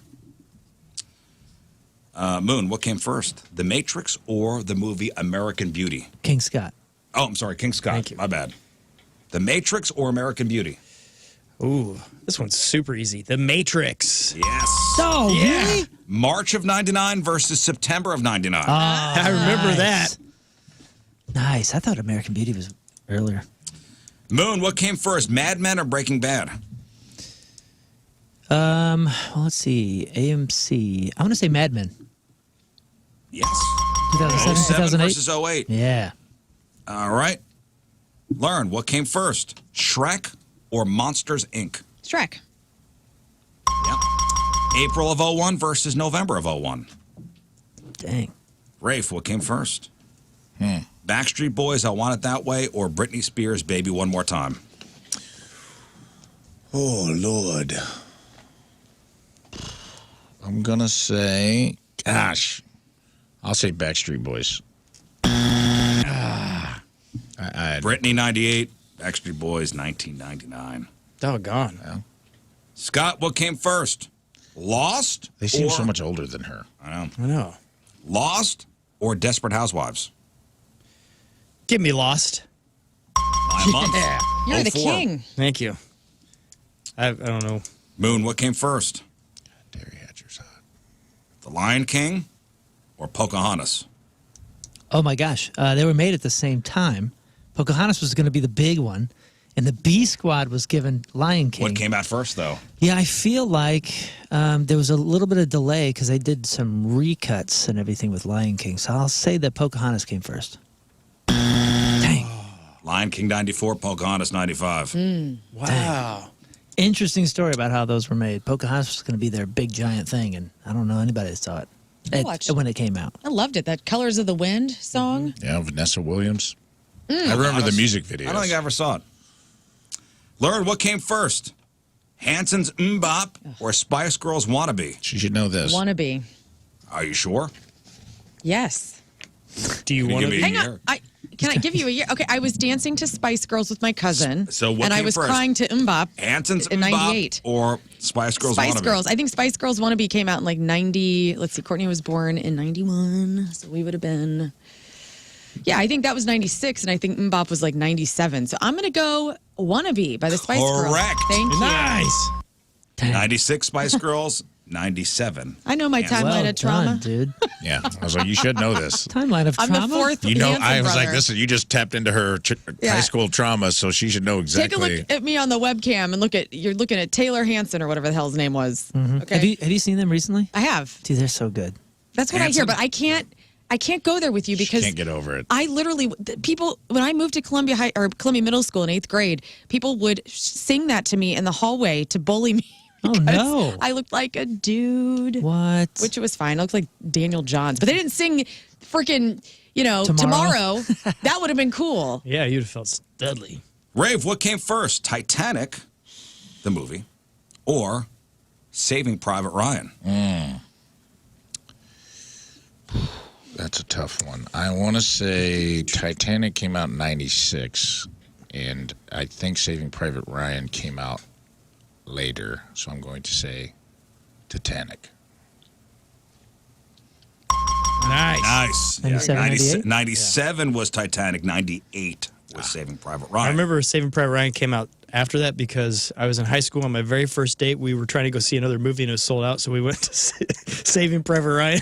Oh, my. On a date? Yeah, that was my first date. God. It was a Oh. Good Crying God, everywhere. man. small town. Hey, you want to theater. make out? How do you even bring that up afterwards? Scott, what came first, the Barbie doll debuting or Lego brick patent filed? Oh boy, very good. So Barbie doll debuts or the Lego brick patent was filed? I'm gonna say, let's go Barbie doll. What came first? 55 and 58? 58 for Lego, 59 for Barbie. Oh. I guess she had to have a Lego to stand on. Barbie's going to need a house. So, Moon, what came first? The World Wide Web goes public or the first text message sent? Oh man, I don't even know what the first text message, what would be considered the text message. I'll say the internet. Correct. What's the year that they credited the First text message was 1992. World Wide Web was 91. God, it took them a long time. When did we start all getting to text? Oh man. Like, I guess we had the flip phone, and we had to, hit 500 times to get to F or whatever. But T9. I didn't have that. T9? I didn't have that till after high school. Was that considered texting? God, that's crazy. I guess. You ever think about that? That's probably, the internet will probably go down as the biggest invention of mankind, I think. And we were alive for it. And at like impressionable ages for it. Like able to fully adopt. Like we were born right in that sweet spot where we were all old enough that like we remember it happening and we've adopted it fully. It's definitely one of them. You think that beats the vaccine or the wheel? I don't know. I think it's going to be. It was the thing that like it's created all these other things we talk about. You know what I mean? It's like not to get too deep, but Kurt Vonnegut wrote in like Sirens of Titan. He talks about these aliens that can all communicate with each other, and when he tries to explain it to the human, like how it works, he goes, "Your mind couldn't comprehend it. Just think of it as a cloud that has all the information that our society has ever accumulated, and we all have access to it 100% of the time." And I go, bro, you just described the internet, dude. That was in 1950. Dang. And we're there. We are the Troflamadorians now, and that's wild. And we lived through that, and that's crazy. The hamster dance. Who's up? It's going to kill us, but I think it's me. That's the downside. Learn. Which came first? The Simpsons shorts on the Tracy Ullman Show or the Oprah Winfrey Show debuts? Say it again. The Simpsons. Shorts? So the Simpsons before it was a series. First introduced. Oh, It okay. was on the Tracy Ullman Show. Oh, yeah. Okay. What came first? That or the Oprah Winfrey Show debuting? Oh, man. Oprah. Oprah Winfrey. I mean, I've known Oprah my whole life. And then I think Oprah. Give me Oprah. Show me Oprah. Yes. Wow. Oprah 86, Simpsons 87. And finally, Rafe, what came first? The Sopranos or the West Wing? Ooh. Man, when you watch The Sopranos, it looks like it was made in 1940. It's so my wife old couldn't get past it. We tried it. It's She's like, so "Dude, old looking, this man. It looks like-" feels like it was made in 81 or something. But it wasn't. I know it wasn't, late but 90s. it feels like It's it. hip and current. And the West Wing feels more hip and current. The West Wing was post-Clinton administration. It was probably in the first Bush administration. Bush 2. Electric Boogaloo. God, when did Sopranos come out? 90. I'm going to say What came Sopranos. first? Sopranos. Or the West Wing. Both came out in 1999, but it was Sopranos. Yeah. Nice. January of 1999 versus September of 1999. Congratulations to King, Rafe, and me with 3. Hey, and way Moon to with go. 2. Sorry, sweetheart. I thought Sopranos came out like 91, dude. That's how old it looks. No, but it looks like really dated. It does. If you watch the first season of The Sopranos, it looks all of 1999. That's all those old HBO shows were, man. Like, if you watch The Oz, it almost looks like a play. Oh, Like, the sets that are was a so great corny show. looking. Yeah, it's hard to watch, but yeah, it's good. All right, today's Team Rizz Member of the Day is brought to us by Hot Shot Sports Bar and Grill, the official sports bar of the Rizz Show, and home to St. Louis sports fans since 1990. From Belleville, Illinois, Dan Kirk is our Team Rizz Member of the Day. Dan has been a Rizz Show fan for a long time. His partner Olivia became a Team Rizz member last year, and he's excited to rock his own Team Rizz jersey. Awesome. Loves Rafe, loves Lern, loves when we play Password. Nice. Dan loves spending time with his dogs, Hazel and Legacy. From Belleville, Dan Kirk is our Team Rizz Member of the Day. Get super sweet Team Rizz Member of the Day soccer jersey. Get yourself signed up 1057thepoint.com/Team Rizz. All right, Lern, what do you got for us? Move over, Jonathan Davis. These guys have tracksuits too. The collaboration that we didn't need, but here it is. Sinners stream date, and then kind of a game similar to what we just did, only what year was this number 1? Okay, we got that. We got your crappy birthdays to porno birthday. All that and more. Crap on Celebrity. Stay there. All right, welcome back to the program. Phone number 314-624-3833 or 618-398-3833. The Mick Ultra Studio Cams, 1057thepoint.com/Rizz. The socials at RIZZ. Show your emails, RizzShow at 1057thepoint.com. Our texter, 314-649-DUMB. 6-time fun facts coming up. Rafe on relationships. What do we got this week, Rafe? Well, I got a little something from Reddit and maybe a couple misconnections if we have time. Great. You guys want to take a walk down memory lane? All right, here's what, and this is from the website, thetropicalfruit.com. So they did a roundup of 10 things that happened 10 years ago this week. So 10 years ago this week, here's what was going on in the world of music and entertainment. 10 years ago, Tom Holland was announced as the new Spider-Man. He was 19 at the time, and we'd never heard of him. And he replaced Andrew Garfield. Yeah. And people were like, who is this young whippersnapper, Tom Holland? I think he's great. We love him, right? We love Tom Holland. Yeah, I think he's great. Seen him in a few other movies recently. There's like a treasure hunter one that they were trying to make kind of a national thing. Yeah. That really was that fun? It was good. That really didn't go anywhere, though, right? No, I don't think so. It was fine, though. 10 years ago this week, Leonardo DiCaprio invested in a mattress startup, and people laughed because, you know, he knows his way around a bedroom, right? The mattress company nobody heard of yet was Casper, and I believe Casper is tremendous now. Casper mattresses. Yeah, they don't care. Diddy, 10 years ago today, or this week, was in legal trouble. He got arrested for allegedly assaulting a coach at UCLA where his son Justin was playing football. The charges were eventually dropped due to, quote, lack of evidence. Dustin Diamond, Screech from Saved by the Bell, got 4 months in jail for stabbing a guy in a bar fight. Wow. How about that? Sadly, he died from lung cancer 6 years later, even though he wasn't a smoker. 10 years ago this week, faux shizzle was added to the Oxford English Dictionary. Faux shizzle. Other terms they added that year, 10 years ago: sexed, auto-tune, stanky, and hot mess. Gosh, is that the year culture just started going down?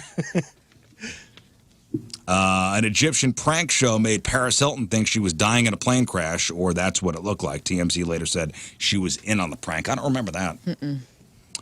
10 years ago this week, we heard a Top Gun sequel was in the works. Oh. Yeah, it finally came out 7 years later in 2022. Grossed $1.5 billion. Did pretty all right. The first Inside Out movie was a huge hit. But one group of kids in Ohio was traumatized when the theater screened a different movie instead of Inside Out. They screened Insidious Chapter 3, the horror movie. Oh, no. Those movies are good. And 10 years ago this week, Forbes magazine named Taylor Swift and Calvin Harris the highest paid celebrity couple with combined earnings of $146 million. They dated for just over a year. And that's what happened 10 years ago this week. All right, time to find out what's going on in the world of music and entertainment with your Crap on Celebrities. And it's brought to you by Mentality. Our patients experience a 30% increase in testosterone levels. Reclaim your health at mentalityhealth.com/radio. Well, before Oasis fans finally get to see the brothers on stage together, you can first see them in a new ad for Adidas. And the Original Forever campaign includes a line of Oasis-branded tracksuits, classic jerseys, and jackets. And it's going to be sold in stores and at their tour stops. Oasis tracksuits. I want to see what these look like. They look pretty cool. They're like throwback. Like, you remember they would wear tracksuits in the 90s? Oasis? Yeah, I think they're like black and white ones. Yeah. It's very similar to They look ours. sweet. It was an English look. Yeah. It was, Like a soccer hooligan? I mean, they're not as cool as, I think, Jonathan Davis and his sequin green tracksuit. Sure. In my opinion, I feel like he's Mecca when it comes to this. But for unibrows, I think they're probably the coolest. definitely. For people with unibrows? Yeah. And bowl cuts. These are awesome. They look Who's incredible. the one that said they're getting $500 million for this reunion tour? Who said? Was it Noel? Did we say? No, did we? I don't know if we talked about it on the show or what. Somebody had mentioned they're getting $500 million. That's crazy. $500 million is another way of saying $500 million. Right. And the Oasis brothers are getting that much for this reunion tour.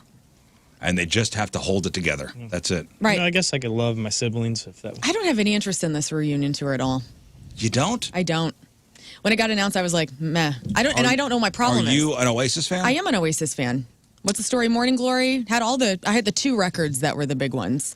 And when we were at your race last week, I ran into the dude that runs Evolution Fest, and he said he's going to the first one in like Ireland. And he's like, I'm flying to Dublin or wherever the first, and I go, hey dude, that could be for these brothers. That could be it. That could be the only one. But then he told me how much money they were making, and Maybe it was him that said it.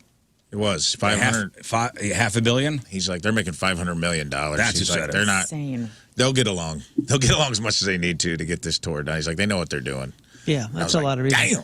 I can't wear this crap because it's sort of an homage to their Man City fandom. So Oh yeah, okay. looks the cool. Tracksuits look cool. The Looks cool, tracksuits look good. Yeah. The look black like ones. ours. I mean, this is a cool like soccer jersey with the collar and that kind of thing. Yeah. It's kind of neat looking. Yeah, I couldn't pull that off. What Looks like about it comes out of Adelia's catalog. what from the about your 90s. little Adidas bucket hat? You could do Heck that. Oh God. Come on, man. That's what's a going to be look. for sale in their tour stops, like as a merch line. And It's they're playing how many shows? like a handful of shows. Chicago's the closest it gets to us. Not worth it. Speaking of collaborations, you guys, I saw this. I got This is our boss ridiculous. sent me this last week before it was like out. And I responded to Tommy the boss. I go, I don't know how to feel about this. He goes, I feel the exact same way. Motley Crue have released a new version of their song Home Sweet Home featuring guest vocals from one and only Dolly Parton. And let's just play it. And let's get opinions around the room because I feel like we're Dolly fans, we're Motley Crue fans in this room. You would think that, okay. I'll be honest with you. I'm a bigger Motley Crue fan than Dolly Parton fan. Fine. We don't need you Is that okay to distinction. say? It's fine. Who's had more work done, her or Vince Neil? And Nikki Sixx. Nikki's had a ton of work done. You think Combined. Vince Neil's got some work done? Yeah. I think Nikki got a whole new nose. And he was handsome before. I'm like, what are you Nikki. doing, man? All right, here's Motley Crue and Dolly Parton and Home Sweet Home. But sometimes nothing keeps me together at the seams. I'm on my way. I'm on my way. Home sweet home. Tonight on my way. Just say Alvin and the Chipmunks, dude. home sweet home. All right, so it's I'll be basically- honest, I think she killed it. I didn't think Dolly would have the range for like rock like that. and It's that was basically pretty good. it's the original song, just what her put on it. Yeah. It's not like new vocals from Vince Neil. I was like, that was the thing that surprised me the most. I go, Vince sounds like that right now? No, That was I great. think these are not original. Well, these are the original vocals. It sounds like. So Yeah. this is all because they're going to put out a new compilation called From the Beginning. That's due out in September. Proceeds from this new song, like if you download it or whatever, will go to combat homelessness. They're actually putting a little nonprofit behind the release of it, so that's good. I listened to it and I was no thank I hope you. the homeless people can use the $10 they make on this. I hope so as well. She is putting her name on everything, huh? She Yeah, I is. don't- She is the kiss of the country world. She doesn't charge you for it, but yeah. Oh, it's free to get into Hollywood? No, but she's doing it for homeless. I don't think Gene Simmons is doing Guns N' Roses duo to combat homelessness. You don't know. Could be wrong. I don't She's think these slapping her things name on always. everything. Yeah, I don't necessarily think that this is something that needed to happen, but I don't think that. I think she acquitted herself fine for what she was tasked to do. It's fine. I don't necessarily. It's not going in my rotation. But let's just admit that she is now putting her name on everything, Yeah, whether it be wines or she's doing a Dolly Parton coffin. I hear. Willie's done that too, and I love Willie Nelson, and not everything Willie's done needed to be done. That's just the way it is. But I think at some point it's like, man, these opportunities come because they're legends. So it's like, I don't know. I'm torn. And when you're running out of time, dude, especially nowadays, it's all about just doing things. And a real artist I'm should not- just I'm be not doing shaming things her. and throwing things out and knowing that not all of this is going to hit. And if 10% does, great. Right. You're not shaming her. Yes, you are. What are you talking about right now? What do you mean? Hey, Dolly Parton's putting her name on everything. She is. You are It's- shaming her. Just say don't. Just run She's with the cashing shame. in. Yeah. I'm not, no shame in that game. Okay. I just want people to admit that what's going on here. Does she have any kids? No, right? No. That we know of. I don't think so. We would know about them, I would imagine, if she did. You don't think in the past couple of years that Dolly Parton is just throwing her name on everything? Maybe that is her way of having children. I'm putting my name on. That's what you do when you have kids. They have your name. This is what she's doing for not having kids. I'm fine with it. Oh, I don't. Yeah. Guys, there's something going on in festivals. Okay, so last year I believe the headlines came out that festival sales were down. Kids are not buying tickets to go see festivals as much. Well, now we have two pretty, big festivals that are not adding new dates for next year. They're very expensive. Yes. For a weekend of camping and music. It is very expensive. But listen here. So Bonnaroo promoters, they've announced that ticket holders will get a full refund for the canceled festival when the cancellation was announced last month. They first said that they were only going to do 75% of a refund. And now they're saying you will get your full money back. Wait a second. They canceled one of the days, right? I believe so. I don't remember exactly what happened. It was Bonnaroo weather. canceled. It was a weather situation, wasn't it? Yeah. So for not going to the show, you only get 75% of your ticket back? That was what they said originally. Now they're saying Bonnaroo festival goers will get the full refund. So that's good news. However, they are not announcing dates for the next Bonnaroo at this time. So we don't know what's going on with Bonnaroo. That could be in limbo. Secondly, I saw this because I wanted to go to Boston Calling. Like right at the beginning of 2020, it was Red Hot Chili Peppers, Foo Fighters, Run the Jewels, I think 9 Inch Nails or Tool or some other band that I was like really interested in. Bought tickets to go see Boston Calling. Then the pandemic happened. That obviously got pushed back. And I was still hoping to go at some point. But they've announced the festival is going to take the entire 2026 off and return in 2027. So I guess they're having like a burner year just to... Too many festivals. You think it's too many festivals? Like I want to ask this question like in the room. Is it ticket sales? Is it because the too many influx of festivals everywhere? It's too many and too expensive. Back in the day, with like Lollapalooza was the only game in town, and then you threw in your you had your little fairs and your Horde Fests and your Warp Tours, and maybe there was 2 or 3 that would come to your town a year, right? And now it's festivals galore. Kind of sucks though. I don't like that it could go away. I don't go to that many festivals anymore, but I want the option to go. I just wonder why you people... do? I do, yeah. I mean, there's festivals that I would love to go to Coachella just to experience it. Yeah. But I haven't... That's a no for me, dog. Yuck. Like, my mom and I have talked about going because my sister would go. That's a no-chella for me, am I right? But it has to be a lineup that I'm excited about. I don't know. Are we getting too old? Were we like the bread and butter generation for festivals? Because like I remember going to Ozfest and Point Fest and Lollapalooza. Yeah, and go Those are all tours. and you then go home. Those are all tours, Well, to be fair. And the issue, I think that a lot of the problem with festivals is it's the artists, the agents upcharge for the artists. Like when an artist does a festival, they charge 2 or 3 times what they normally charge.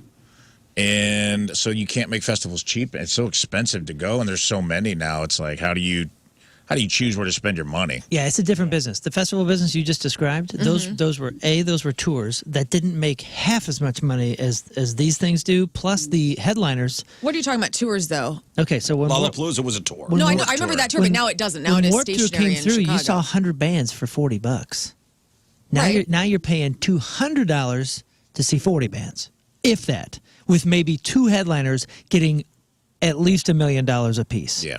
Whereas back then, the headliners on Warped Tour were getting 10 to 15 grand. Oh, and I have to bring a tent and camp in terrible conditions and pay $1 gazillion for water and food. But those are 2 different things we're talking about. If you're talking about touring festivals like how Lollapalooza used to be, and Warped Tour is now doing just a stationary event, right? They've stopped touring that around.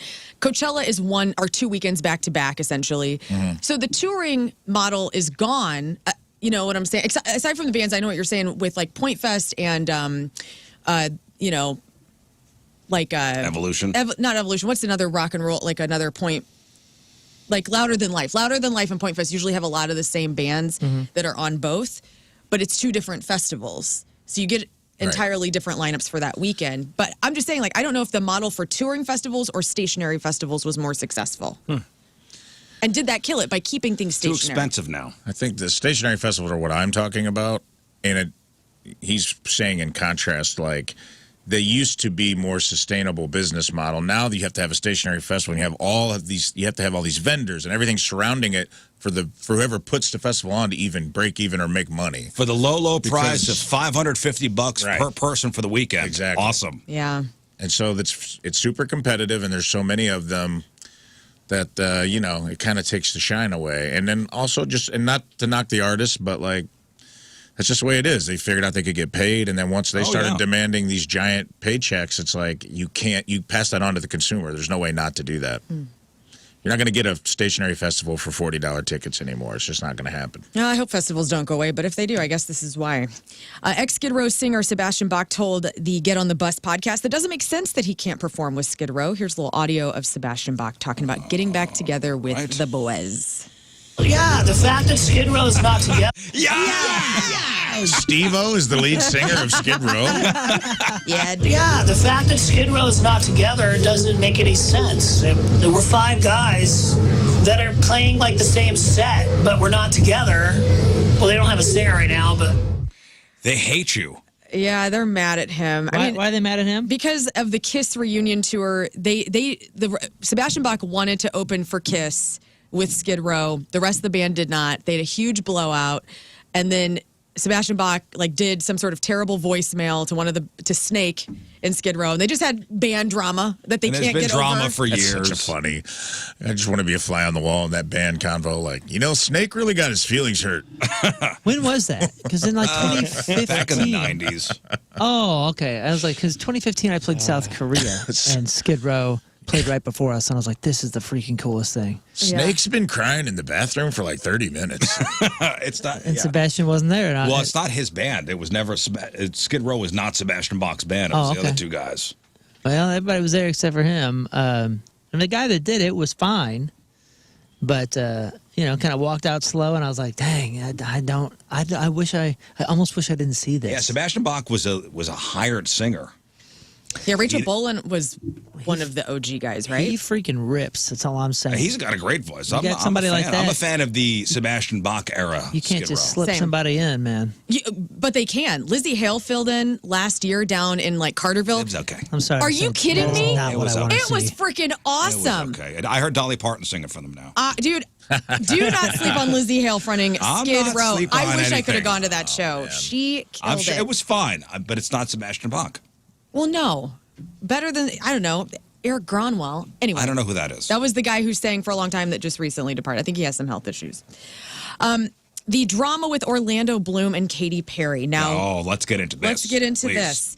So, British tabloids are saying that her going up to space is what really has set Orlando Bloom over the edge.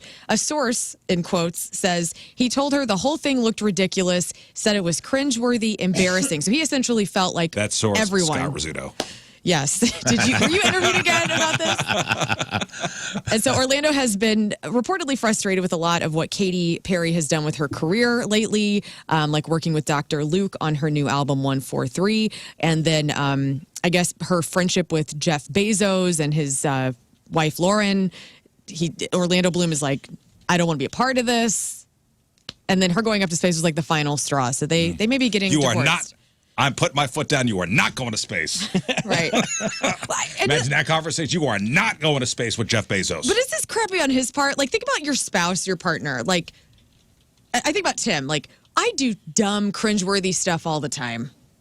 And he tries to support it and, whatever. I mean, he looks kind of like an a-hole here, in my opinion. Your wife is going to space. You don't even show up to be on the ground because your wife is getting propelled into outer space. Because maybe and it's like, suck it listen, up. we have a kid together, and I would rather you not risk for the sake of your child and our marriage to go into space. Yeah. You may have also looked around the world and been like, hey, is this good for... The world's crumbling everywhere. Is you taking a flight of fancy literally into space with Oprah really like the best move Not Oprah, PR-wise Gail. for any of us?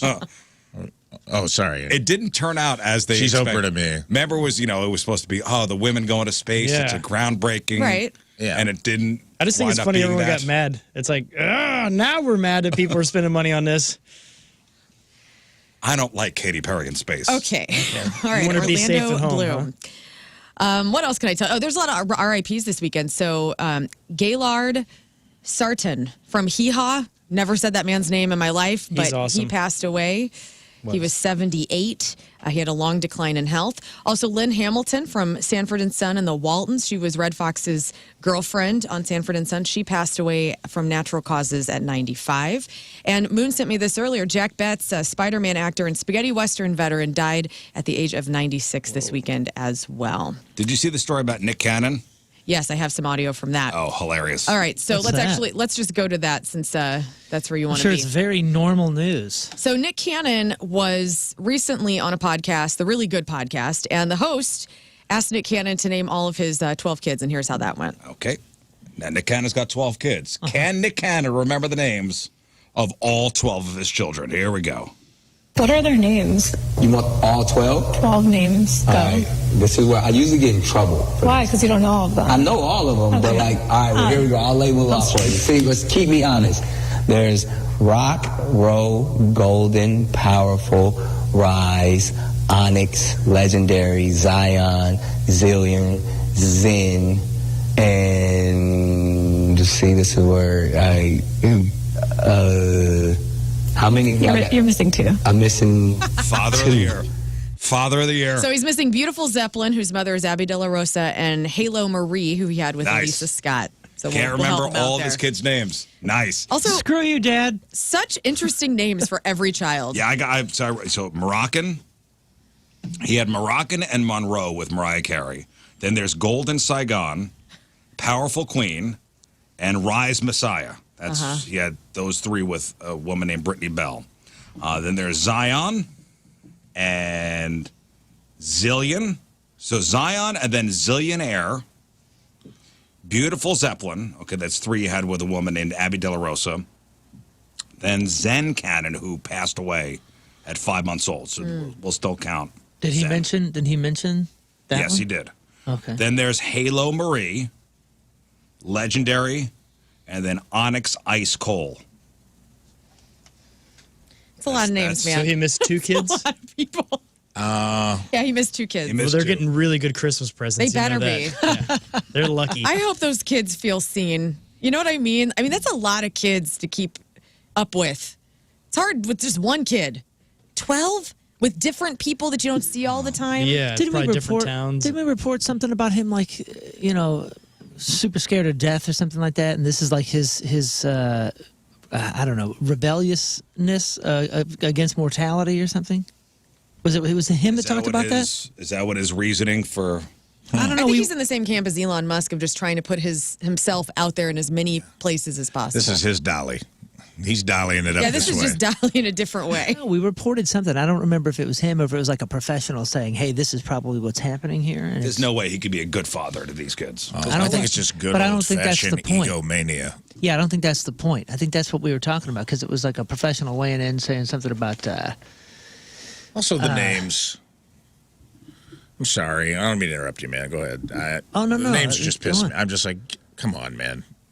It's so over the top, man. There's no way you could give the kids, 12 kids, the attention they need as a father. This is the only time I'm going to support people naming their kids all with the same letter. You know what I mean? Like on my mom's side It's of the hard family. to remember. That would make it even harder, I would think. No, because then okay, we got to go through the J's. Like my mom's side of the family, it's Jim, it's Jill, it's Jean, it's Jerry, it's Joe, and it's John. Okay, it's a freaking nightmare. But at least you can remember them all, because you can go through and Yeah, go. I guess They all so. start with J. Yeah. And a lot of these 2 names, Yeah. it's a lot. This is my child quadricep and spray bottle. Femur? And I'm just like, And macro you just card. give them regular names, dude. You don't like, know what I you mean? don't like Golden Saigon? Just get the that hell one out of word here. or two? Beautiful Zeppelin. Spray bottle. Yeah, You this sweet is children.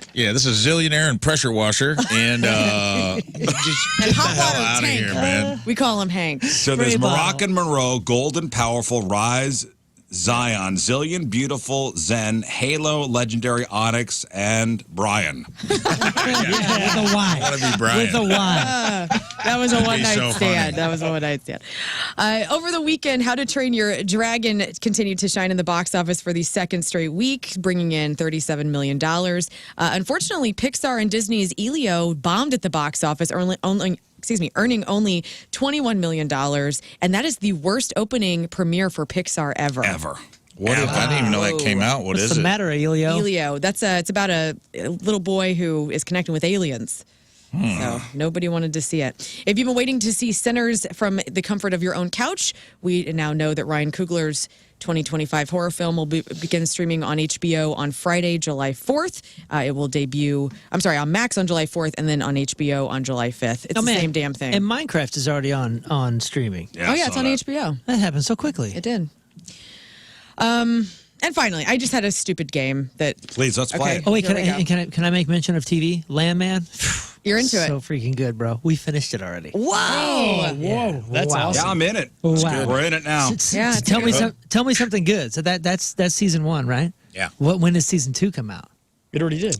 What you mean? No, it did not. All I know is the girl who plays the daughter. Is definitely 40. She has a very strange belly button. Can you look up? Yeah, it's What? like a moon shape.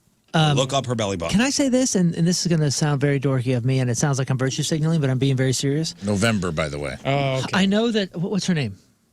Allie Larder. No, the No, daughter. that's not her. I don't know. Daughter on Landman. Belly button. Belly button. It's odd looking. It is strange looking. But here's my point. We were watching it last night, and this gal's in her underwear constantly. And she's just so gorgeous, and I get it and whatever.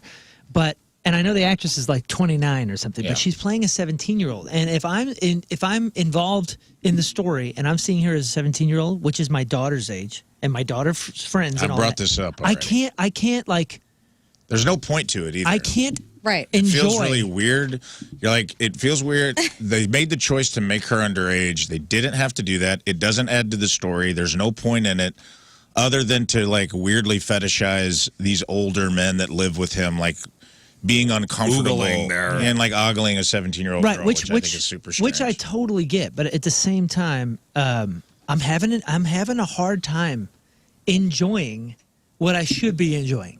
Just tell me she's 20. That's what I'm saying. And then I can be a normal male and whatever. And the then fact move they on. make her underage is the odd. fact that they make her underage and they make her my daughter's age. You know, it's like I've matured to the point where I'm like, I don't like Show this. everybody her belly button. Get it out. Right. What's her name though? I got to find her Michelle name. Randolph. Michelle Randolph belly button. This better be weird. It It is. is kinda It has weird. its own is. Wikipedia Be page. very upset. It's if got it its looks own like Wikipedia mine. page. I hope so. No way. Okay. I hope it's Billy Bob Thornton's face. Yes, you zoom in. Yeah, she's got him tattooed in there. You just Okay. zoom in. Good God. See, when I see this photo, I'm like, good God, that is a Look at her belly button. stunning She's woman. very beautiful. What's going on with the belly button? But when I see the character and she's daddy, an Audi. and I doing know. all that, You know what that is? That's bothersome. Cabbage Patch Kids, dude. It's an Audi/any. That's a Cabbage Patch Kid dolls had this belly button. She's a balloon. Oh. It's an ear. It It's looks an like Audi any. it looks cute. like a Let me Smurf's tell you. ear. You know what? I'm willing to fall on this grenade for everybody. If Yeah. she can come in and be me and Tina's third. it'll Will be you fine. accept her? Are you I'll serious? accept her hiding as she snacks I will in is. that accept thing. her. But let's not look past the belly button. I mean, Let's see your belly button. What does yours look like? You got a weird looking innie. I'm not showing you my belly button. Can't find it. There's too much hair. it does look like a balloon knot, which it kind of looks like a beehole. Yeah. Let's just say what it is. It looks like It's a pretty whispering funny. eye. It looks like a little beehole. Yeah, it does look like a whispering. But I mean, eye. look at her. I had a hernia and I had my belly button She surgically probably had a hernia. That's probably what it is. Go on. I guess it's- surgically reconstructed. Okay. Mine looks like a big balloon knot. Like hers? No.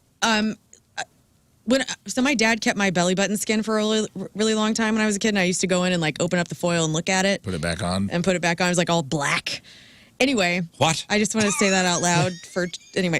But then my belly button is weird because it's an innie, but whenever you look in there, it's like a knot. Yeah, it's everybody's. Is that but like I've looked at belly buttons before that are smooth in there. They look like little bowls. they had a better doctor, I guess. Guess so, man. They are laparoscopic. I got the frickin' Bozo the Clown tying me up I guess it's in a test. 85. I guess it's a testament to her acting because when she convinces me that she's a 17-year-old, makes me uncomfortable. She's hot as hell. But then She when I is see hot this as picture, hell. I'm like, good God, I'd have had this poster on my wall when I was a teenager. Goodness gracious. I would have had it Great too. brow. I just didn't. I stand by the fact that I'm like, it doesn't do it. There's no point to it in the show.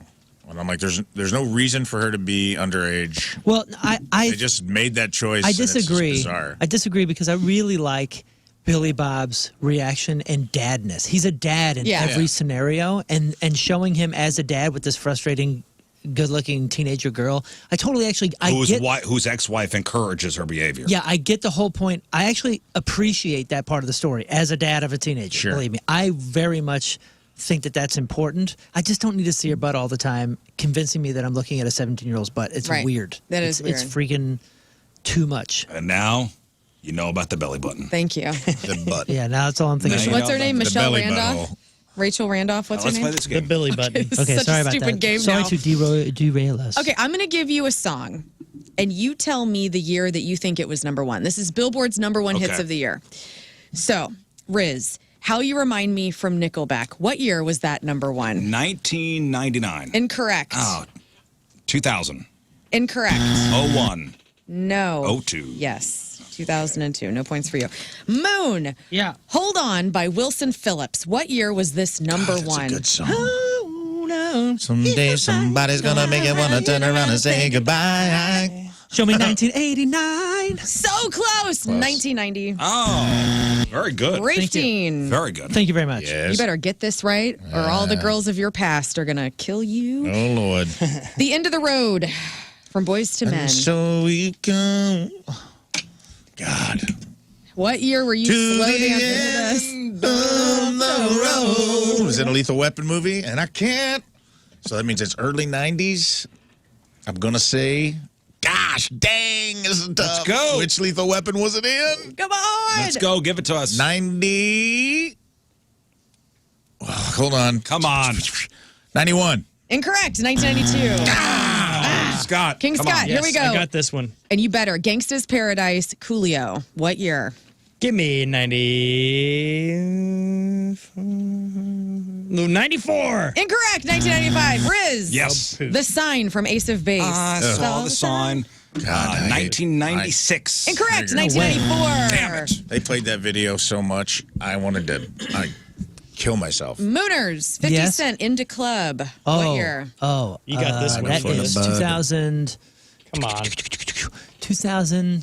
Should be instant. Incorrect. 2003. Here we go. Dang We get it. one right. Rafe. My friend went to Vegas. I got 10, so we got a couple more. Rented a Lambo and because he won big, and he rented a Lambo to look cool, and he bought a burned CD from a guy, and it was just Into Club over and over, and that's all he played the whole time he was there. Yes. Uptown Funk from Bruno Mars and Mark Ronson. What year did that come Uptown out? Funk gonna get it to you. Recent. If I go See, back, and that's where you're wrong. It's recent to us, but I bet you when she says it, you're going to be like, oh my gosh, that was 6 years ago or whatever the heck it was. Yeah, Give it to me. I'm gonna go. What year is it? 20. Oh man, was said it the date last week. post-apocalypse or pre-apocalypse? I don't know. I feel like We have no pre. points, by the way. Nobody's gotten anything right. Throw a dart before. I'm gonna say, God, was it pre-2020 or post-2020? Because It feels like a pre. We're going to need an song. answer because Yeah. we'll run out of I'm music. gonna say man. 2019.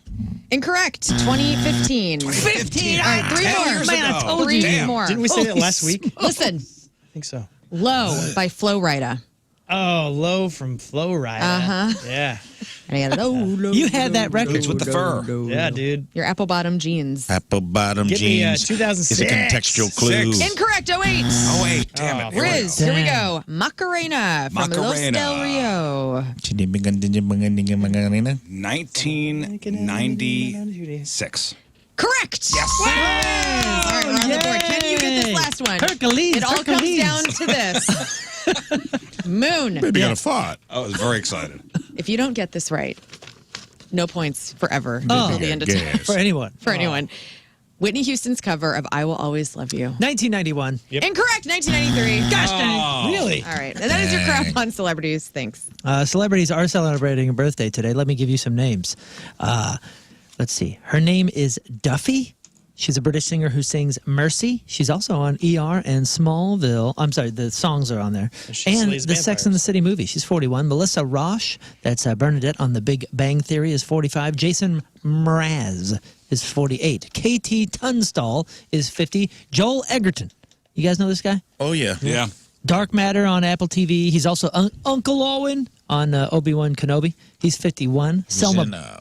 What's that movie with Nick Nolte?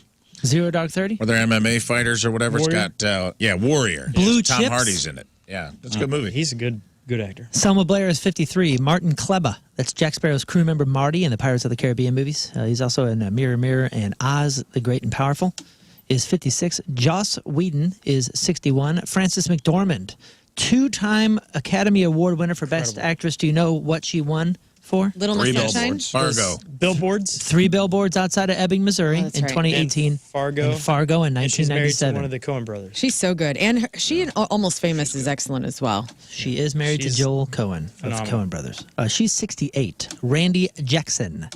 It's a no for me dog is 69. Glenn Danzig is 70. And Ted Shackelford, that's Gary Ewing on Dallas, the Dallas spinoff Knots Landing.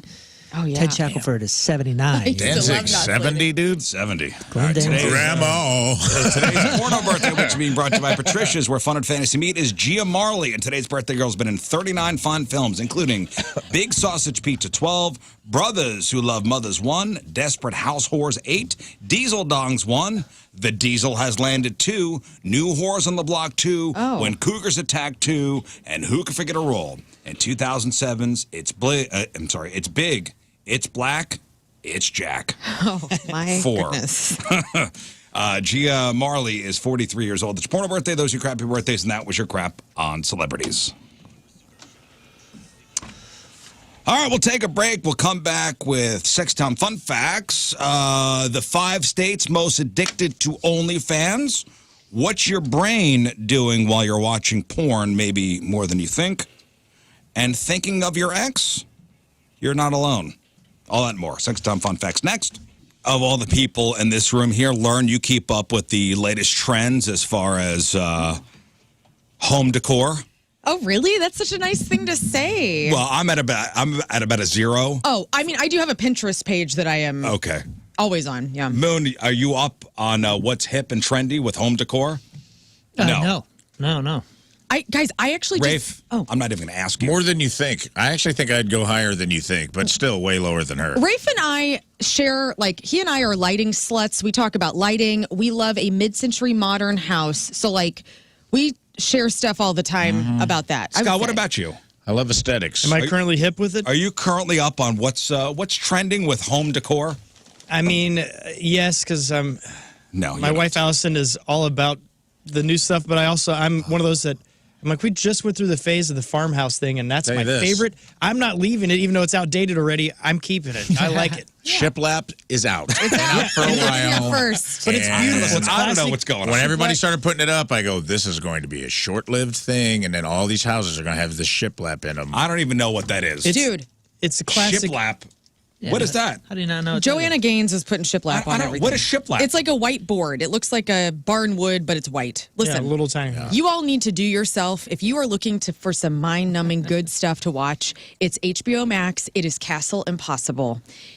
This show has been the only thing bringing me joy lately because it's these people from California. This woman inherited a castle chateau from France, Poor thing. and they're redoing it room by room, and it is fascinating. Listen, I love going into somebody's guest bathroom and there's like a nautical theme to it. Yeah. No, that's a little Downstairs. gross. Any lake house you're in. I always love a nautical themed guest bathroom. Oh, Like, there's a ooh, lantern with a seashells. frayed rope. Oh, listen. Yeah, ours is a nautical. lantern with a frayed rope and a brass North Star. That's every house at Lake of the Ozarks. Yeah, ours is nautical. We have one bathroom that's nautical and has a little basket with these little things that says, feel free to take a ship. And it's like a little ship you can take Cute. Oh, on the back of the toilet. Oh, I Because you're love- taking a ship. Look, it's a freaking castle. I love Look at Castle seashells. Impossible right now. It's amazing. Seashells in a glass with some sand in it. Yeah. That's what your house You have a nice house. I would say you're stylish. I don't have anything to do with any of Do you that. let your wife do all the decorating at your Yeah, home? I don't care. That's so cool. Tim is very involved. She inherited a castle. Dude, her grandpa left her this castle because he bought it in the 80s, I guess. Yeah. And this thing is bigger than the whole damn town. It is I fascinating feel to like watch. this happens. Everybody gets left something. What? Where's Also, can Yeah. we cool it with, and I want to say this out loud about interior design. Okay. Can we cool it with agreeable gray and the freaking, like, barnwood pergo What's floors? agreeable gray? Agreeable gray is Can you please, everybody Moon, paints this specific color, It's like especially Walmart. if it's like, rentals are bad about it, but it's also like it's just like a very neutral. I've heard it What called a gray greige. looks like. You look like Neutrals, you're in Walmart. That gray color that Walmart is. I've heard it referred to as greige, which just is kinda makes the exactly house what it look is. It's like a clean. beige color of gray. It's It a sucks. basic. It's or a what do they call Neutral. it? Neutral. Yeah, it's Super definitely not neutral. a style But that then they put in that Pergo that kind of, it's like the snap together Pergo that's always got a gap in it that kind of looks like, it's not passing for hardwood really. It's just kind of. It's gray. My living room Why do is we gotta gray, call it and I agreeable hate it. gray? It's gray. It's just what they call it. Why are we doing Guys, this? I did do some home stuff. Like, It's so boring and it all looks the same, dude. It starts to feel kind of weird. we put up curtains this weekend in our dining room. I've had these laying around for months, and finally it came together. Super exciting. So exciting. Whoa. And then also Tim built these. I've been wanting to hang these little solar lights around my like patio and stuff, and he made these big concrete, I don't even know what you call it, totem poles essentially Yes. to hold the lights. Did he put the concrete in a bucket? Yes. And put the. Well, it looks better than that, but yes. That's very nice. I want to talk to you about toilet flowers because toilet yeah. flowers I've seen Oh, this. yeah. dude. In or out. are very trendy. I've they like seen this. little and brown I am flowers? Upset. I'm upset about this. No, not little brown flowers. You let it sit long enough to grow That's something? soil. That's human soil. No, if you're looking for a way to surprise your bathroom guests, social media users are buzzing about toilet flowers. It's a quirky practice of putting fresh flowers right inside your toilet tank. Yeah. So when you sit down, there's roses there, Imagine being the flower on this journey. It's like, right? I'm in the soil. There's the sunlight. I'm going to grow towards. Oh, I'm in a meadow. I wonder how life ends. And then some lady plucks you and throws you in a crapper. And you're floating there getting peed on in Well, the it's guest in the bathroom. tank. No, it's in a tank. It's in the tank. Let's be And reasonable. doesn't that mess up the mechanism of toilets? It definitely. Well, What's it do in the tank? this trend was sparked it's by. like it sits out. So like instead of having the lid on the tank, it's just like a flower bed. If you looks wanna- like, it looks like a flower bed. Take a dump in a flower bed. Just go do it. You know what I mean? You don't have to bring the flowers inside. Somebody's doing it at your house. Yeah, somebody's doing it at my house.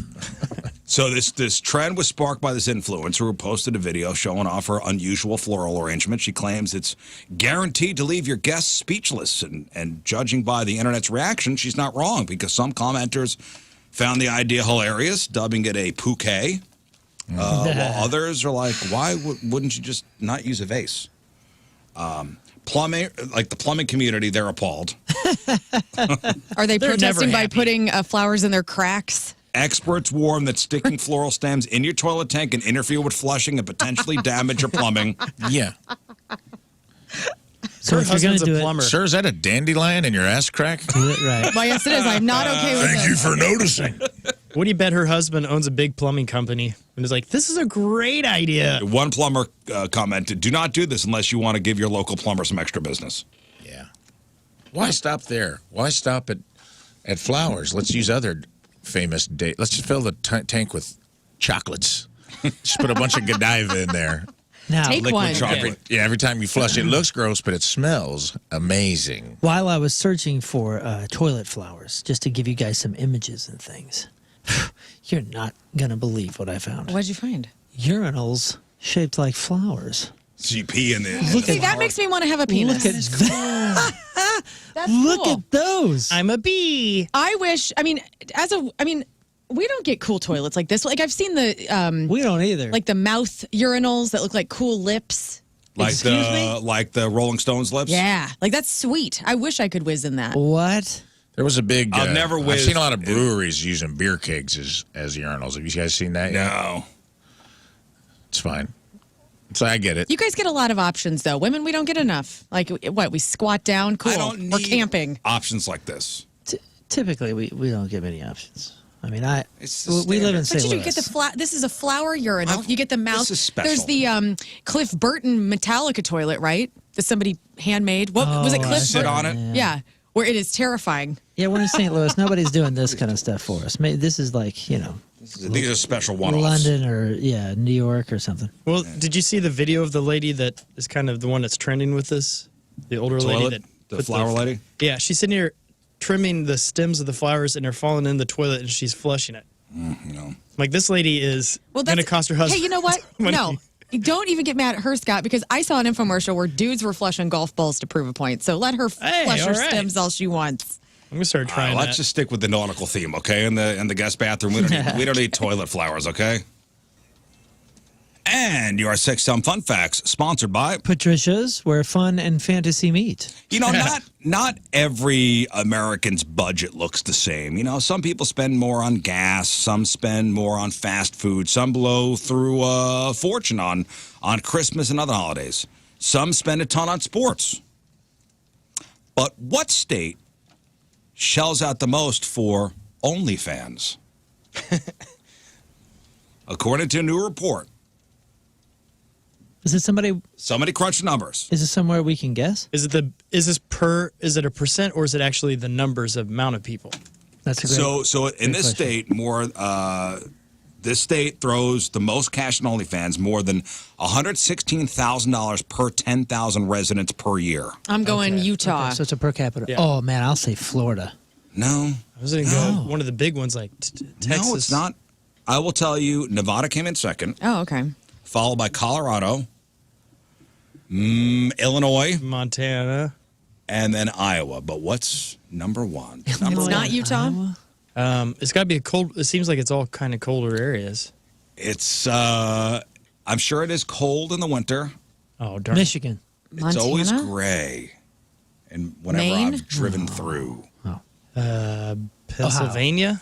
Show me West Virginia. Oh, Oh, nice. West, Wait, they have the congratulations, internet? West Virginia. They just got the internet and they just found OnlyFans. And they went straight for feet. Up, up, up. Up, feet, No. feet, feet, feet, feet. No. so Whitakers are on OnlyFans. $116,000 per 10,000 residents per year. That's a very specific reference. There's like 45 people out there cracking up right now. Sometimes it's a limited audience. That's what I The live state for. that spends the least on OnlyFans is Mississippi.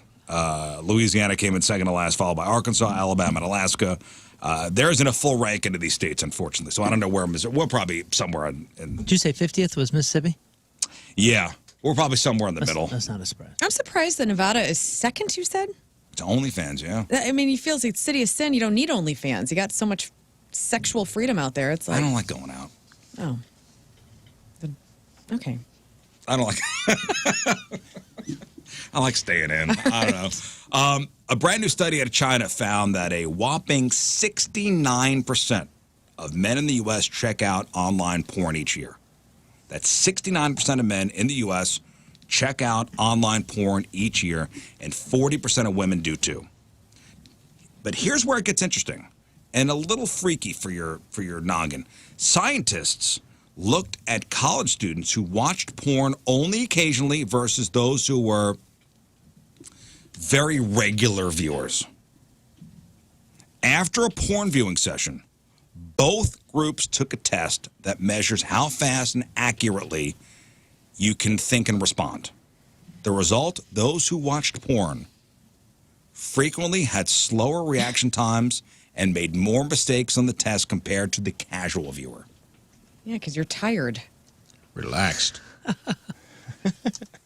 So brain scans showed that the frequent watchers' brains work differently with less connectivity in areas that help you focus and process information.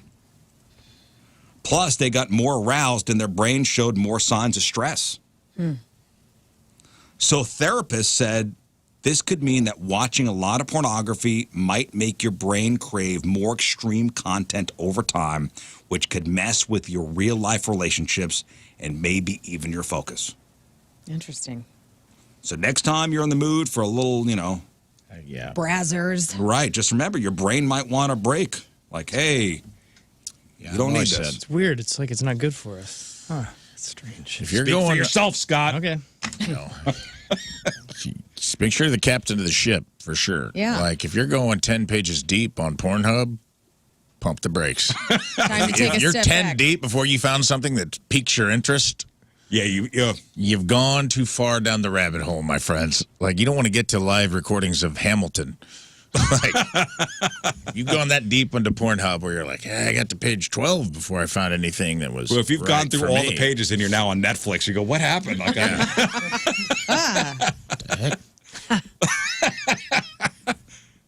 yeah, you know what, Rafe? You're right. That's a good barometer for me. Is I'm always like, if you're gonna, honestly, if you get off page 1, it's probably good to take a day or two off. Like, you don't really have to go. If you're getting too deep, where you're just like, nah, seen that one.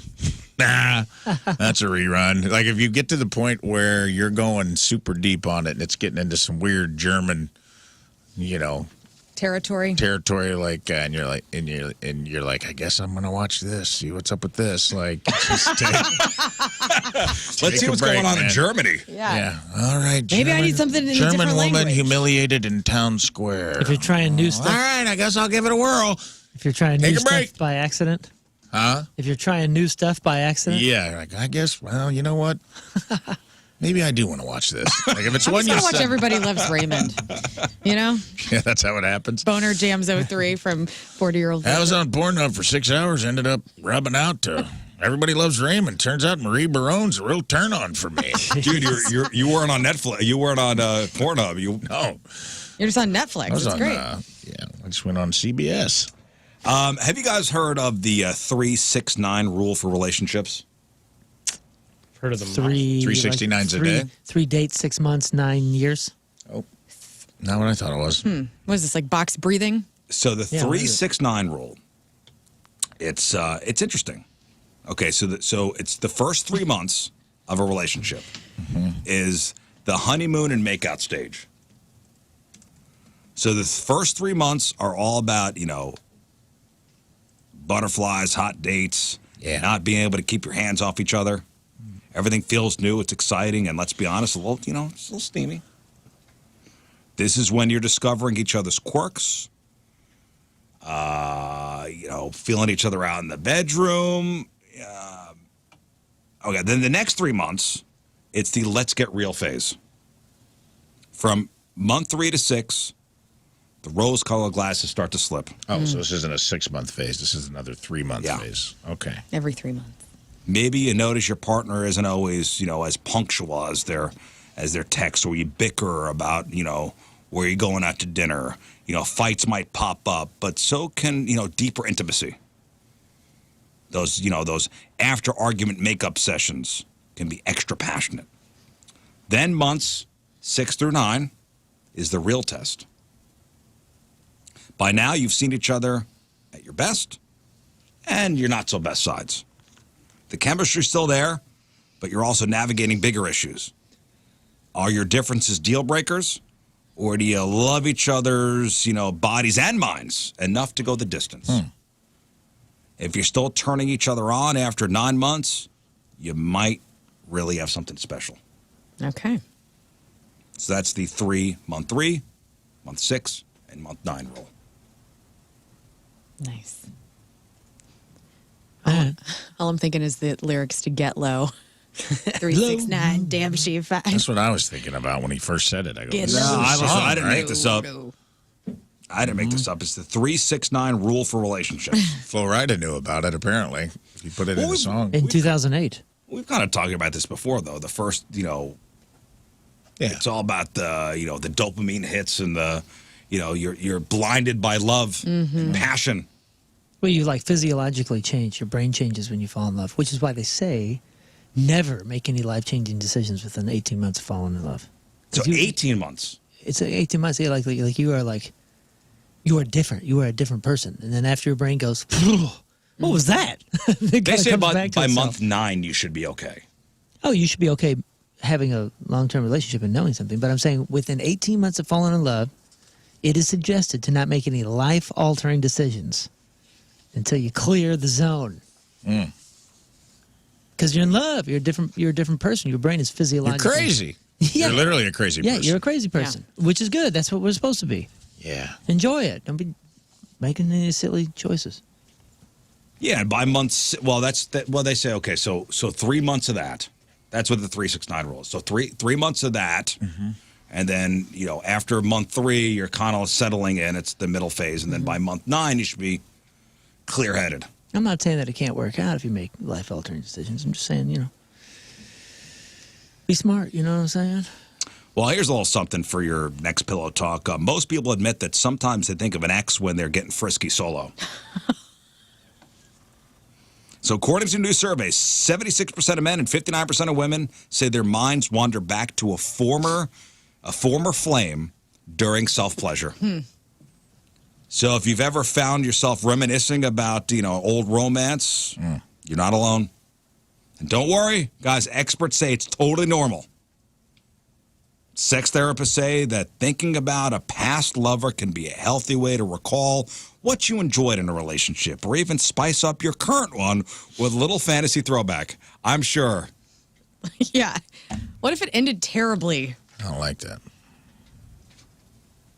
I'm sure when you tell your significant other you're thinking about an ex, You know They're who gonna I'm thinking about appreciate right that. now? Yeah. I'm like, is it the 10-inch hog guy? Because I'm trying to put that in the back of my mind, and I don't like it. I don't want to be up in my attic thinking about you being like, yeah, I was thinking about the 10-inch hog men. Not cool. Tim and I went out to dinner on Friday to Olive and Oak in Webster and kind of got ourselves in like an interesting conversation that I wanted to bring up to you guys today. When you think of your current partner, who you're with, yes. Your wife's your partner, because we had this conversation, because I was telling Tim that he and one of my exes would probably actually get along really well. They've never met, but they would probably get along just as people, like as dudes. Can you picture your wives and your partner with being good friends with an ex of yours? Like that they would just hit it off personality-wise? Sure. My exes? Yeah. No. Okay. I figured that would be your answer, just based on what I've heard about your ex people. But there is a possibility. So we're going to my buddy's wedding in July. And there's a possibility of an ex-girlfriend being there, of one of my exes being there. We're not sure. We look forward and I'm to afraid this. to ask. Okay. This is good. We look forward My to wife has asked, whatever But Mike most- is gonna is be. Eve going to be there? I go, I don't know. Can we Most, send if a not- video crew? Most, if not all of your exes were nightmares, though. So that makes it easy to be like, nah. Yeah, that's what I thought too. But like, I have an ex-boyfriend who, he was a great guy. It didn't work out.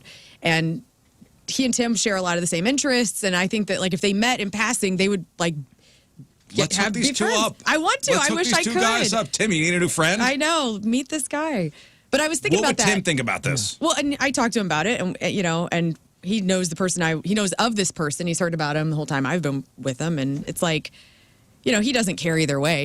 If he's a nice guy, like that's fine. He's not going to just automatically be jealous or upset or like pissed just because I dated this No, guy. I would think you're beyond that. Right. I would hope.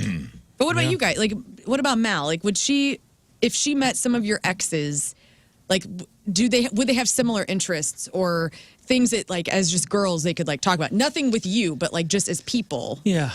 If I'm being fully honest, yeah, there's probably a couple, but I would never suggest it. Because Nothing good could come out I of don't think this. this will go well. I don't think it'll go well for her. There's no reason for me to mention it. Yeah. Okay. You know what I'm saying? Yeah, nothing good could come of this. Yeah, and she's comfortable. She's totally secure in our relationship. There's no issues there. But there would be no point. Right. I would not do that. Personally speaking, I'm not judging you. I'm saying like I would not go there. Yeah. Well, I'm not saying like I'm introducing Tim to my ex Andrew, but I'm just because he lives so far away. But if Tim's met pretty much every guy I've ever dated, like seriously, in passing or at parties or whatever. So he's met pretty much all of them. But except for this one, and he's the one that I feel like they would hit it off, have a lot of things in common with. I don't know. And it was just an interesting concept. Like, I know, Scott, you didn't like hardcore date people, but like you've had girlfriends in the past. Well, my wife, she's really, really close to one of my exes because it was my wife before, I broke up Your with her ex-wife. ages ago, then we got married, so she's super close with that ex. Yeah. But yeah, I mean, thankfully, it was kind of, I don't know, there's not too many that I think she would ever have a confrontation with or anything. Yeah. What about Tina? Oh, I think, most of the girls I dated are cool as hell. Like Nikki, Sarah, Amber, Tina, they would all get along, man. They're all cool people. Like, I wouldn't say I have a type, but I date cool people. I still have good relationships. With all but one ex, I have pretty good relationships. There's one that just went like, and that maybe some people do this. She just went like zero contact. That's okay. Yeah. Yeah, I have and we not never dated like cool people. reestablished. Like, I think they would all get along. Yeah, I think they would. Tina's pretty chill too. I think she would just party with them all. Right. I tried both. Yeah, I don't know. And this is so at this wedding coming up. And I do want to set it up. And if anyone's asking, I do want them all to hang out. Wear this, ladies. All Yeah. your Nikki, uniforms. Sarah, when you fight. if you're listening, specifically you two, I want to introduce you to Tina. We'll see where the night takes Oh us. wow. Okay, so They're all true married, story. by the way. So I'm just this is the girl that I dated right before Amelia and I got together. Mm-hmm. And she said that when we broke up, she broke up with me and said that she was not into men. She was into girls. Right. Which makes it easier. I would assume. And harder in a way, I'll be honest with you. Oh, okay. Well, I would think it would be- in my mind, I'm like, did I turn you off to men? Like, Oh, yeah. Was I such a no. bad guy that this was you're like, I might be interested in men. I'm gonna give it one more shot. I mean, surely. She took on Scott Rizzuto and was like, you know what? No, thank you. Sure, but it's because he's so manly. He's so you're so masculine. Or you're so feminine. She's like, I might as well just go the other way. yeah, Got it might as well be with confirmed. a female. No, have some confidence in yourself. I would. Think, No, it was, I would think it would be easier. it was mixed feelings, I'll be honest with you. Yeah, especially for a young man. I'm sure. For a it's young confusing. man, it was mixed feelings. And I guess for her it was a phase because she wound up getting married to a guy. Oh, So I'm also thinking it may have been an excuse just to break up with me. I don't know. It could have been It'll it. be more gentle. yeah. Maybe she thought it would be easier for you to handle. Little did she know, she sent you in this confusing spiral that Yeah. would haunt you at 46, She may be there. 47, whatever. And so that is the ex that could be there with her new husband or her husband. Yeah. Oh, that's the one. Yeah. Oh, neat. Interesting. What month? When is this wedding? July. Okay. I don't, We will find out yeah. soon. Can we please send a camera? I don't feel weird about that though. Like Nah, that'd be fun. some people are different, man. Like I know Tina talks to one of her exes and they're very close, and I don't really even ask or impose on that relationship. And it's never been a problem. Like he's married, they just check in on each other a couple times a year and chat. And, Yeah. they had like trauma bond stuff happen when they were younger and went through some stuff together, and I'm like, yeah, that's a person you had like life experience with that you still want to be like, yo, I hope you're doing well, and it's like some people are not cool with that, which is weird to me, but I'm starting to figure out that I think I'm the weirdo, and like most people are like, you better not talk to your freaking ex. Like that's how everybody reacts, or even just in general with like people being around their spouses. It's interesting. Lern, would you be mad if Tim was talking to an ex and didn't tell you? Yeah, and I didn't know. I mean, it was like a Facebook, Yeah, Nothing flirtatious. nothing flirtatious, just chatting, like every but once you in a don't know. while, like she'll why wouldn't I know? Like why she'll wouldn't send he? him a message. I don't know. I don't. Like he knows. didn't Like think I always talk about like because I just want to have something to talk about. Like people in my life that Do I you, talk to. Do you tell your husband every single person you talk to every day? No, but like I mean, I have so many damn people in my life. I'm so grateful in that way that like people will just randomly, like all my guy friends Yeah. will text me and I'll be like, oh, here's what Tom Huck texted me today, and I'll bring Tim into like the hot goss. You know what I mean? But yeah, if it was just like and they were just talking, catching up, I don't really need to know that. But if it was like an ongoing thing, I would want to know. Yeah, Yeah, every month or so, But I think a lot check in. A lot of people like, you better report to me. Do you know what I mean? Yeah. Like, Yeah. there's a lot of people that like, if you hear from an ex, I want the full report on my desk by the end of the afternoon. Yeah, by end of business. Yeah, and I am not like that. That's not my bag. I don't. If it comes up, she doesn't have to hide it from me, but she also doesn't have to tell me about it. Well, and to be fair, by the way, this conversation, we were just having like apps at a bar on Friday, and this just organically came up. And I go, what about you? Do you would I get along with any of your exes? And he kind of went through and he's like, yeah. And he named some that he still has some sort of connection with, like on Facebook or whatever. And he's like, I think you'd probably get along with them or have similar interests and whatnot. And I thought it was kind of an interesting story because it kind of like a lot of people do have a type, or they do kind of date the same type of person with interests that are similar to theirs, and there would be some crossover. In St. Louis, the sodium's small. It's Well, probably also everybody. back to even an ex reaching out, like with Facebook and social media. Yeah. And for in my relationship, so much time has passed. I wouldn't. If Right. an ex-boyfriend of my wife's reached out, I don't care. Yeah. But wouldn't it be like, unless there's a reason to be close, like you mentioned the trauma bonding and some other things, and an ongoing closeness. Unless there's a reason, Trauma bonding? What is that? It's where you go through something hard together Okay. and you bond. right? So unless there's like a reason, or you remained close for a reason or more, what would be the point for someone reaching out to you? I don't understand. I don't Hey, understand I've the seen. potential Hey, positive. I see pictures of you. You know, I see your posts online. I'm glad you're doing well. Hey, you got cute kids. I don't know. Yeah, right. But I'm just saying, for the just ever slight chance, even if it's just a minuscule of a chance that it may cause some sort of problem with somebody or something like that. I just don't understand why. What would be the need to impose yourself into someone's thoughts if they're not? I don't know. Sometimes I If guess there's- it's nice if to there's not a hear from reason. somebody you haven't heard from in a long time. Yeah. Oh yeah. I see you're out in St. Louis. You're doing well. What's I guess the so. I think I'm a little old fashioned with it, and it's just kind of like it's not in my thoughts, and I don't really need or want a reason for it to be in my thoughts. So if someone is asking me like, "Hey, do you think I'd get along with your exes?" I'd be like, "Why are you asking me to think about my exes?" That's who contacted you? Because we're drinking these drinks at Olive and Oak, Tim. I think the Well, no, last it's not time. about that. I'm saying like All right, I'm past that. It's not a part of my life. It's not a part of my I'm trying thoughts. to think of when my wife's like, oh yeah, somebody reached out, my ex, and I think my reaction was, ugh, how's he?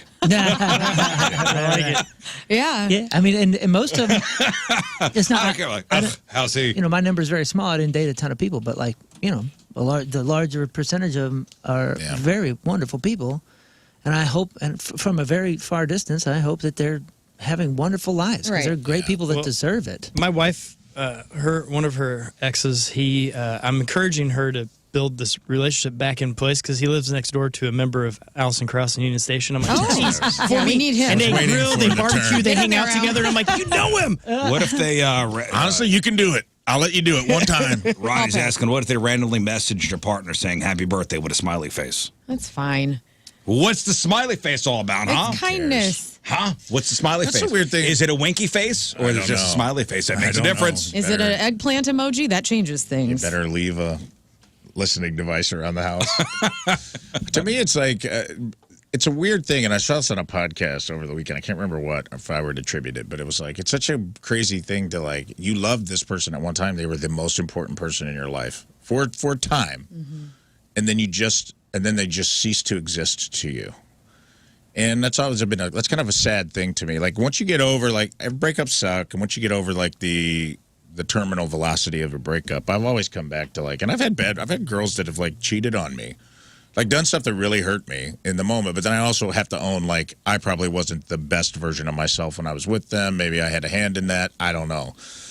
But it's like once that all wears off, I'm always just like I still am rooting for you. I still want you to have a good life. Right. Yeah, for sure. And it is But I- kind of nice when they have checked in with me. It's always been kind of nice to be like, "What's up?" I was like, "Oh, I got 2 kids. My kid's on honor roll. I'm really happy. I'm doing this. I changed careers, and I'm like, hey man, That's you're almost like killing closure. Yeah, and You're killing it. and Good for you. I think that's a totally normal thing to cheer Yeah. and want the best for them. But I think I don't need to have contact or a conversation or Sure. a relationship. Everybody's different. We actually Not talked all of them. Sexy Time Fun Facts years ago, and I'm not saying this to point any fingers because I'm saying it's something that's been in my mind since Rizz read this article about people that are determined to have relationships with all their exes, like keep in contact. It's a trait of narcissism, and it's because you don't want to let go and you want to continue to control. It's not like controlling the narrative or controlling the person, but making sure that everything is tidy and positive in the way that you want it. And Really? Yeah, and I've always found that kind of an narcissist, I guess. interesting thing. No, it's not saying that I'm you're a kidding. I'm narcissist. kidding. I'm not saying that either. I don't think that even the study was saying that. I was saying it was saying It's a trait. Some people would. Some people. yeah, and you know what I'm talking about. I mean, Yep, there I are know that. people that are like, Sure. I gotta make sure that we're best buds and I could call you anytime, and obviously that's a. Oh, still leaning on the person in a way. I guess so. I don't remember the details of it, but it stuck with me because I was like, oh, that's an interesting thing, and I know what you're saying, letting go of the. Sometimes it's just funny too. I remember I was on just recently when I was in Peoria.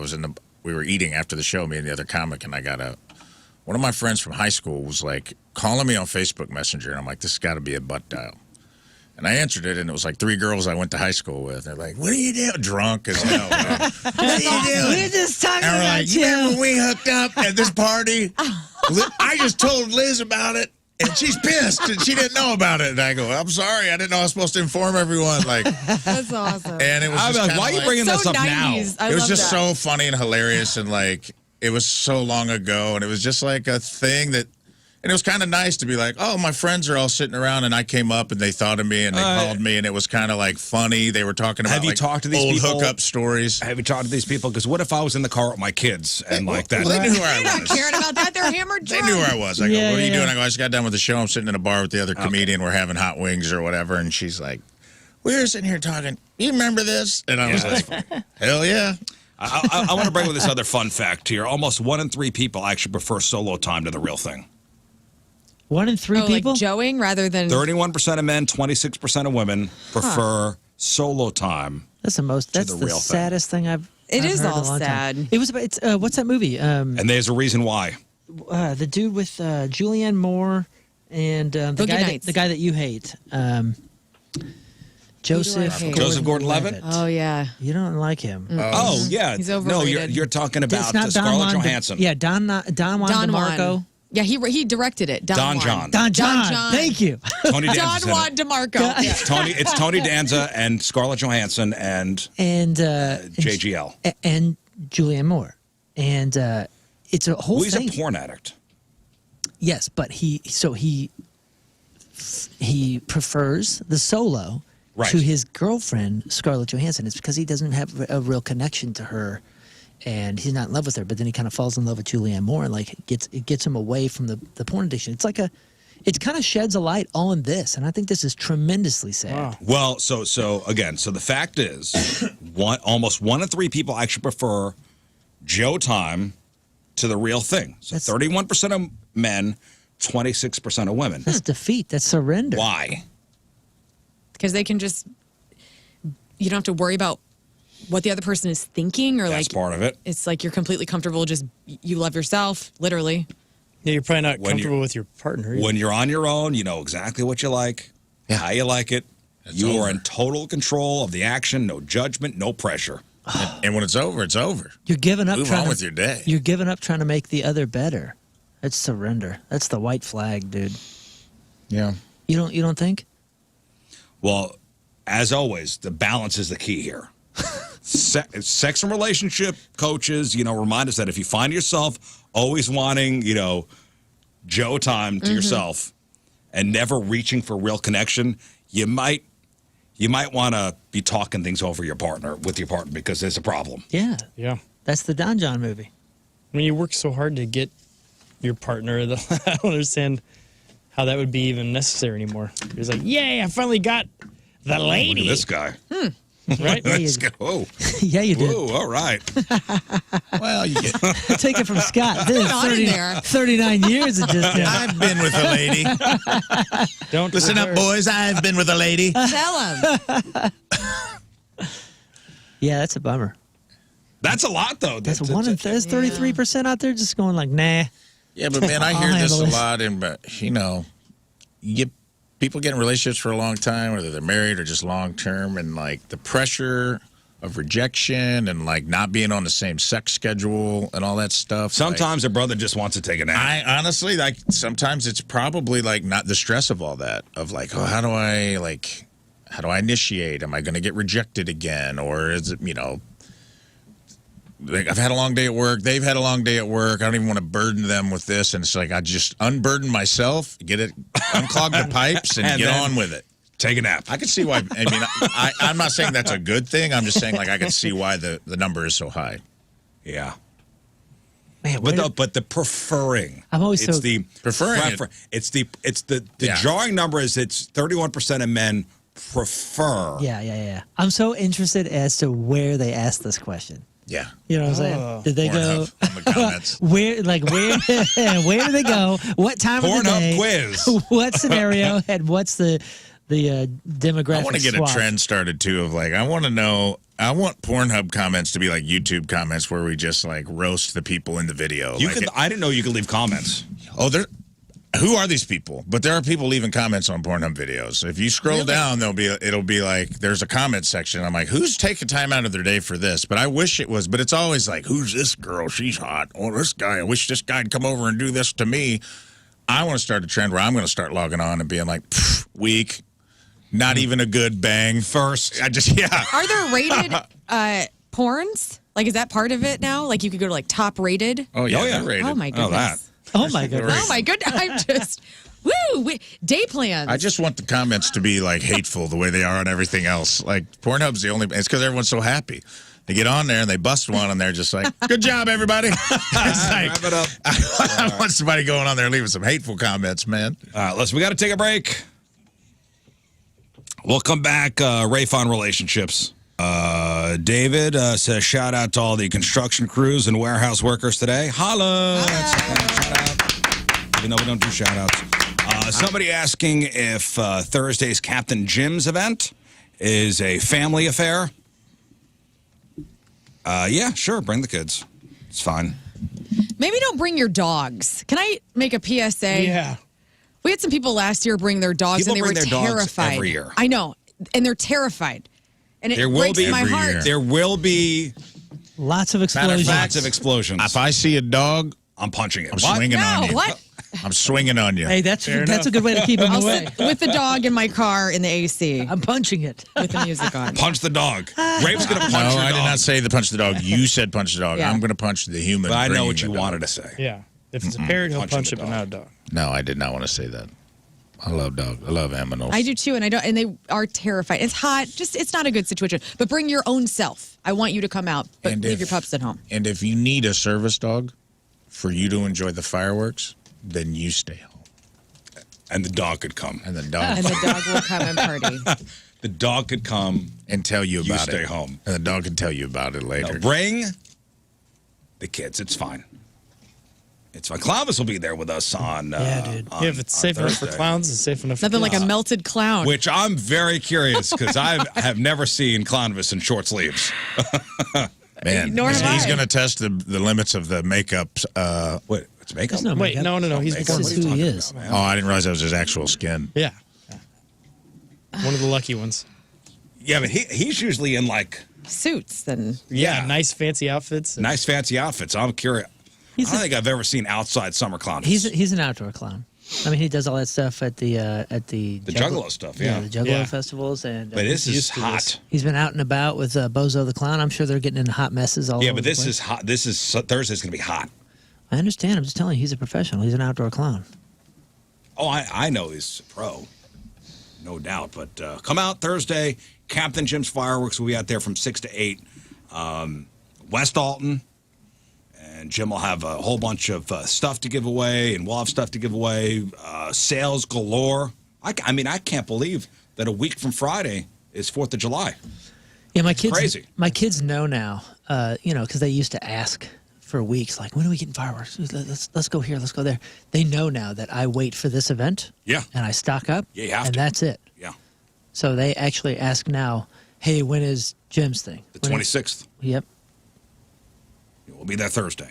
All right, Rafe, let's finish up Sex Town Fun Facts with Rafe on relationships. All right, this week on Rafe on Relationships, I got a little question for the room I found Let's on go. Reddit. Here's a Reddit article. I'll read it, and then let's chat about it. I think that my wife thinks that I murdered her ex. what?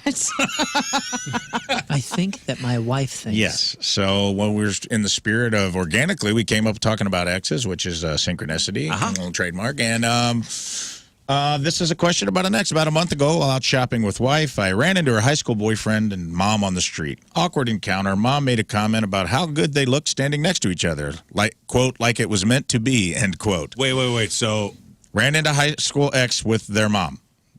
So, guy with mom used to date now wife. okay. Yeah. So he's with his wife, runs into the dude his wife used to date with the mom. Mom makes comment, look how cute they are together, like it was meant to be. We said we were in a bit of a hurry, so we didn't talk long. And on the way out, the guy said, hey, we should grab coffee sometime. I didn't think too much about it at the moment. His mom was awkward, but they'd been broken up for 7 years, and I don't think he meant it any way other than friendly. But we still had a quick check-in after we both agreed it was awkward, and I wasn't too upset. And I wouldn't necessarily even mind them having coffee, provided it became clear. Who does that? Who, like, did he say it to both of them? Like, hey, we should all grab coffee, or like, That I don't know. that's ridiculous. Just said we should grab coffee sometime. He deserves to be killed. What? No. Oh. Wouldn't you rather him ask in front of you than like wait and like message later or something? If he wanted to have coffee, you would have you. This is what I'm talking about. You guys. What's the This point? is a very buttoned up show. Okay, so you run into How are we buttoned up? You run into Tina's ex. Yeah. Okay. I just told you she talks to him all And the time. Tina's ex goes, and they haven't seen each other in years. Yeah. And 7 Tina's years. ex goes to Tina in front of you. Hey, we should do coffee sometime. Yeah. What? They probably don't even mean that, by the way. When somebody says, "Oh, we should do coffee sometime," or I wouldn't care. nobody. Not both of you. Maybe he set it up in the air like, hey, we should have coffee sometime. We should all have coffee together. Are I people don't just trying to fill their own minutes? Like, I mean, I don't understand. know. How do you have free time to just do something that has no purpose? That's what I'm saying. Why would somebody say, let's have coffee sometime if there's no I don't know. purpose? Interesting. I was at a funeral for an ex's dad a couple, like 3 weeks ago, and Tim went with me, and I hadn't seen this guy in, 5 years, and it was really good to see him. And I said to him, I hope I see you again soon, not in 5 years, and over better circumstances. Yeah, but that's just Yeah, that's a platitude. very standard thing to say that's- in that scenario, which is a very appropriate But I didn't scenario to include say. Tim. This is I was like, hey, I hope I yeah, see but you this is a again. specific. We should do coffee, and it's an ex situation, and it's already awkward, and it's not funeral platitudes. It's nobody means anything. Is at funeral a funerals. free zone? Okay. Oh, yeah. Nobody means anything at funerals. You're just saying stuff. You're What? just- I you're don't really throwing care. things out there. Nobody cares what anybody says. Nobody's going to remember. Yeah, you go to coffee to catch up and You told get me you were closer. really glad I joined the show at a mutual friend's funeral. Oh, one time. God. I did. Yeah, and I wrote well, I that didn't down. mean it. I wrote that down in my journal. That's effed up, man. Anyway, I didn't know funerals didn't count. Anyway, Sad thing. He was mourning. wasn't too upset, and I don't necessarily mind them getting coffee, provided that if it became clear that he still had feelings or was making advances, she'd cut him out. She wasn't even sure she'd want to take him up on it, so it was purely a hypothetical conversation. That evening, I met up with some friends for drinks and was home at 1 a.m. The next morning, my wife got a message from her friend that her ex had died that night. We got a few more details over the next couple days, but it seemed he suffered from epilepsy, had a freak accident, middle of the night, had a seizure, fell, and fatally hit his head. As far as I know, no foul play suspected, no criminal investigation. In the weeks since, she started acting really strange. She's hasn't been abnormally sad that he died, but more like cautious and fearful around me. She found She a hasn't- strobe light that I keep in the basement Oh, that no. I brought out for no wait. reason. When you found out, did you laugh? She hasn't made any kind of direct accusation. That's a good question. But she has been asking me a lot of questions about where I went drinking with my friends, who I was with, what time each person arrived and left, etc. She's lately mentioned that she wanted to, quote, spend some time with a friend, end quote, to catch up for about a week. I don't know how to address this. It feels crazy to have to ask her whether she thinks I murdered him or to have to tell her that I didn't. I'm afraid of even bringing it up, and whether that would just feed into whatever she seems to be going through. Any thoughts on how to deal with this? For the record, I did not murder her ex. Okay. I there think we go. straight up, you go. Do you think I murdered your ex? Yeah, if she can ask you those questions, you can ask her that one. She's listened to too many true crime podcasts. Well, that's probably true, but also, like, maybe she's just going through, like, she just saw this guy, was her ex. Maybe they did have something to, like, unfinished business, and now that opportunity is completely over. I don't know. Listen, I don't know what it. Or this guy's covering his tracks real well on Reddit. Right. Yeah. Maybe she's upset that he passed. Yeah. An ex passes away. I'm sure it's traumatic. Sure. Together or not, still. I think, fella, you should just ask her. Hey, do you think I killed your ex? You're being weird. But I feel bad for this guy, too. I go, think about the extenuating circumstances. Met an ex, didn't ask for that experience to happen, had to watch the mom be like, you guys are perfect for each other. Right. Was still cool about it, Yep. offered to let her have Yep, coffee, hanging in there so far. had a boys' night out, no big deal. But now his wife thinks he's a murderer. And he hasn't done anything wrong. And he just has to live, like it's going to be in the back of her mind forever. And his. That she's like, my wife thought, one, I was possibly capable of this. And two, that at least for a while thought I did it. Her answer, by the way, to your question is also telling. Yeah. Like if I asked, hey, do you think I murdered Ted? Yeah, we assume I so. don't know. Ted. I don't know. Still a little fuzzy about where you were that night. So you think I murdered somebody? I don't know. Tell me exactly what happened. Let me ask you that this: night. how would you feel if everyone in his shoes? So, let's say she did. Let's say you happened to you talked to your wife about it, and she goes, "Yeah, I'm going to be honest. For a minute, it was racing through my mind that you might have went and done something to him." Well, then I would. How would you react? Like, is that a deal breaker? No. My follow up would be like, Tight. no. My follow up would be, He tickled me. and how do you feel about that? Yeah. You turned on? Are you stoked that I'm that much of a protector? Or could be. How do you feel about that? Yeah, I did it. See what a reaction would be. Just to mess with her. I'm like, part of me wants him to be like, in case you're wondering, I did it.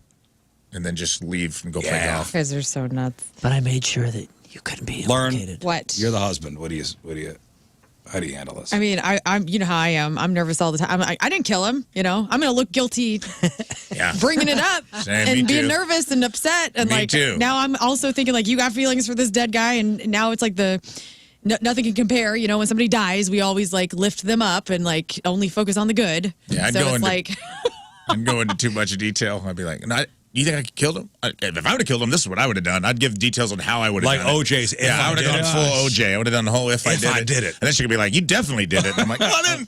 Scott, what do you do? Boy, What did you do? Yeah, you just ask. You just ask. You just ask. It's no big Just deal. ask, it's 'Cause if you fine. didn't actually kill him, there's no. What if she's reason not to freak thinking out. that, and now you've put that in her head? I think she's just in That's on mourning. her then. I think give it a beat, and then It'll be all right. it'll be all right. Well, there it is. So I guess you could also ask, like, so how do you think old dead Ted passed away? Okay, you don't need to do the weird little There's an laugh at the update. end. I'll give you the edited update. And it's quick. Thanks The for laugh would help ease it. The guy said, thanks for the feedback. Just wanted to throw a quick update. I am going to ask her when I get home from work. I always knew it needed to be a conversation. Just needed to hype myself up to actually do it and figure out how to approach it. We'll let you know how it goes. That's so wise. he did. That's Just awesome. do that. All right, thank you. What you got? Sports presented by DraftKings at Casino Queen. Play, stay, and dine. Visit DraftKings at CasinoQueen.com for special promotions. Unfortunately, the Cardinals' offense went cold yesterday in a 4-1 loss to the Reds, managing no hits after the second inning. Very boring for Cards fans. Red starter Andrew Abbott dominated, retiring 18 straight and 24 of the final 25 batters. Finished with 7 innings of 3-hit, 1-run ball. Well, I want to know the attendance yesterday because that place looked empty. It was a little hot. I know it was hot.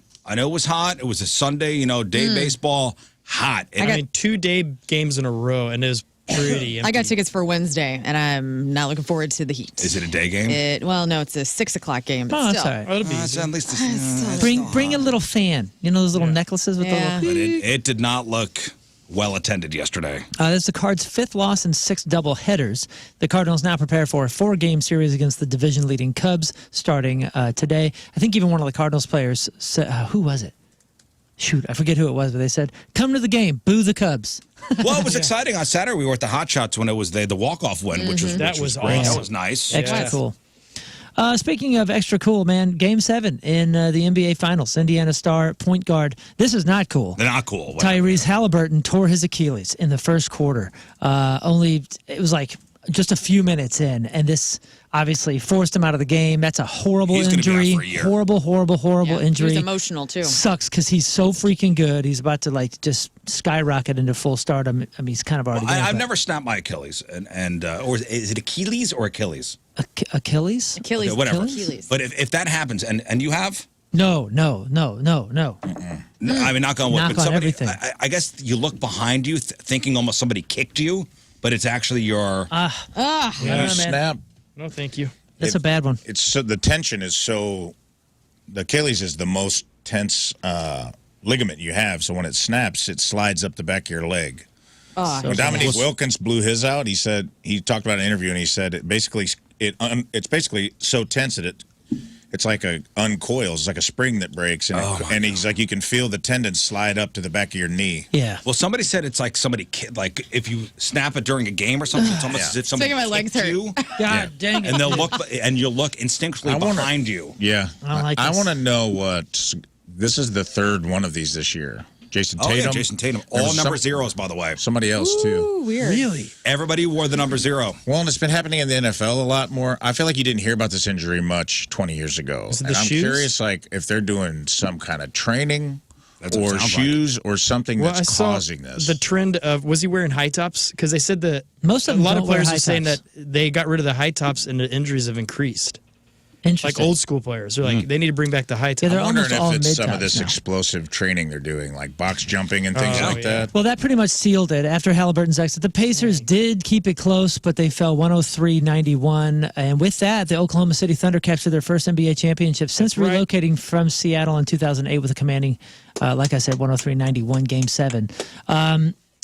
SGA, absolute star, 29 points, 12 assists, solidifying his legacy as just 4 players ever to win the MVP, Finals MVP, and scoring title in the same season.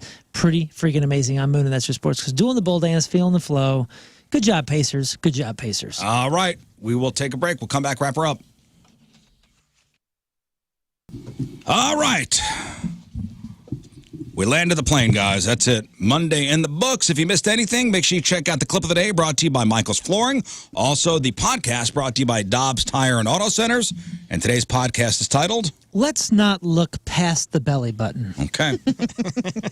All right, Moon, what else? Can you feel the punk tonight, August 8th? I'm getting excited. We're putting the show together right now. If you missed the one in May, or if you saw the one in May and you want some extras, you want to have fun at Chesterfield Amphitheater, August 8th. Can you feel the punk tonight? Family-friendly tribute to all things Disney music with, punk rock, ska, and rock and roll and metal versions. Family-friendly. It's going to be fun. Dress up. We do. And that's happening on August 8th. You can get tickets and info at canyoufeelthepunktonight.com. Learn. Come on out and see myself and the guys. We're going to be at Captain Jim's this Thursday from 6 to 8, West Alton. Keep your dogs at home. Bring your kiddos and your hot friends, and let's smoke them if you got them on the parking lot. I also forgot we're going to be on Bar Rescue Sunday. I know. Our episode is Sunday, this coming Sunday. At 9 o'clock. At 9 o'clock. In the morning, I'll be at At church. night. Oh. Rafe. No notes. No notes. Scott. If you love belly button pics, make sure to follow King Scott Rules. I've been posting mine all day, every day. All right. We leave you with a selection from our Teamers Member Today, brought to you by Hot Shot Sports Bar and Grill. From Belleville, Dan Kirk is our Teamers Member Today.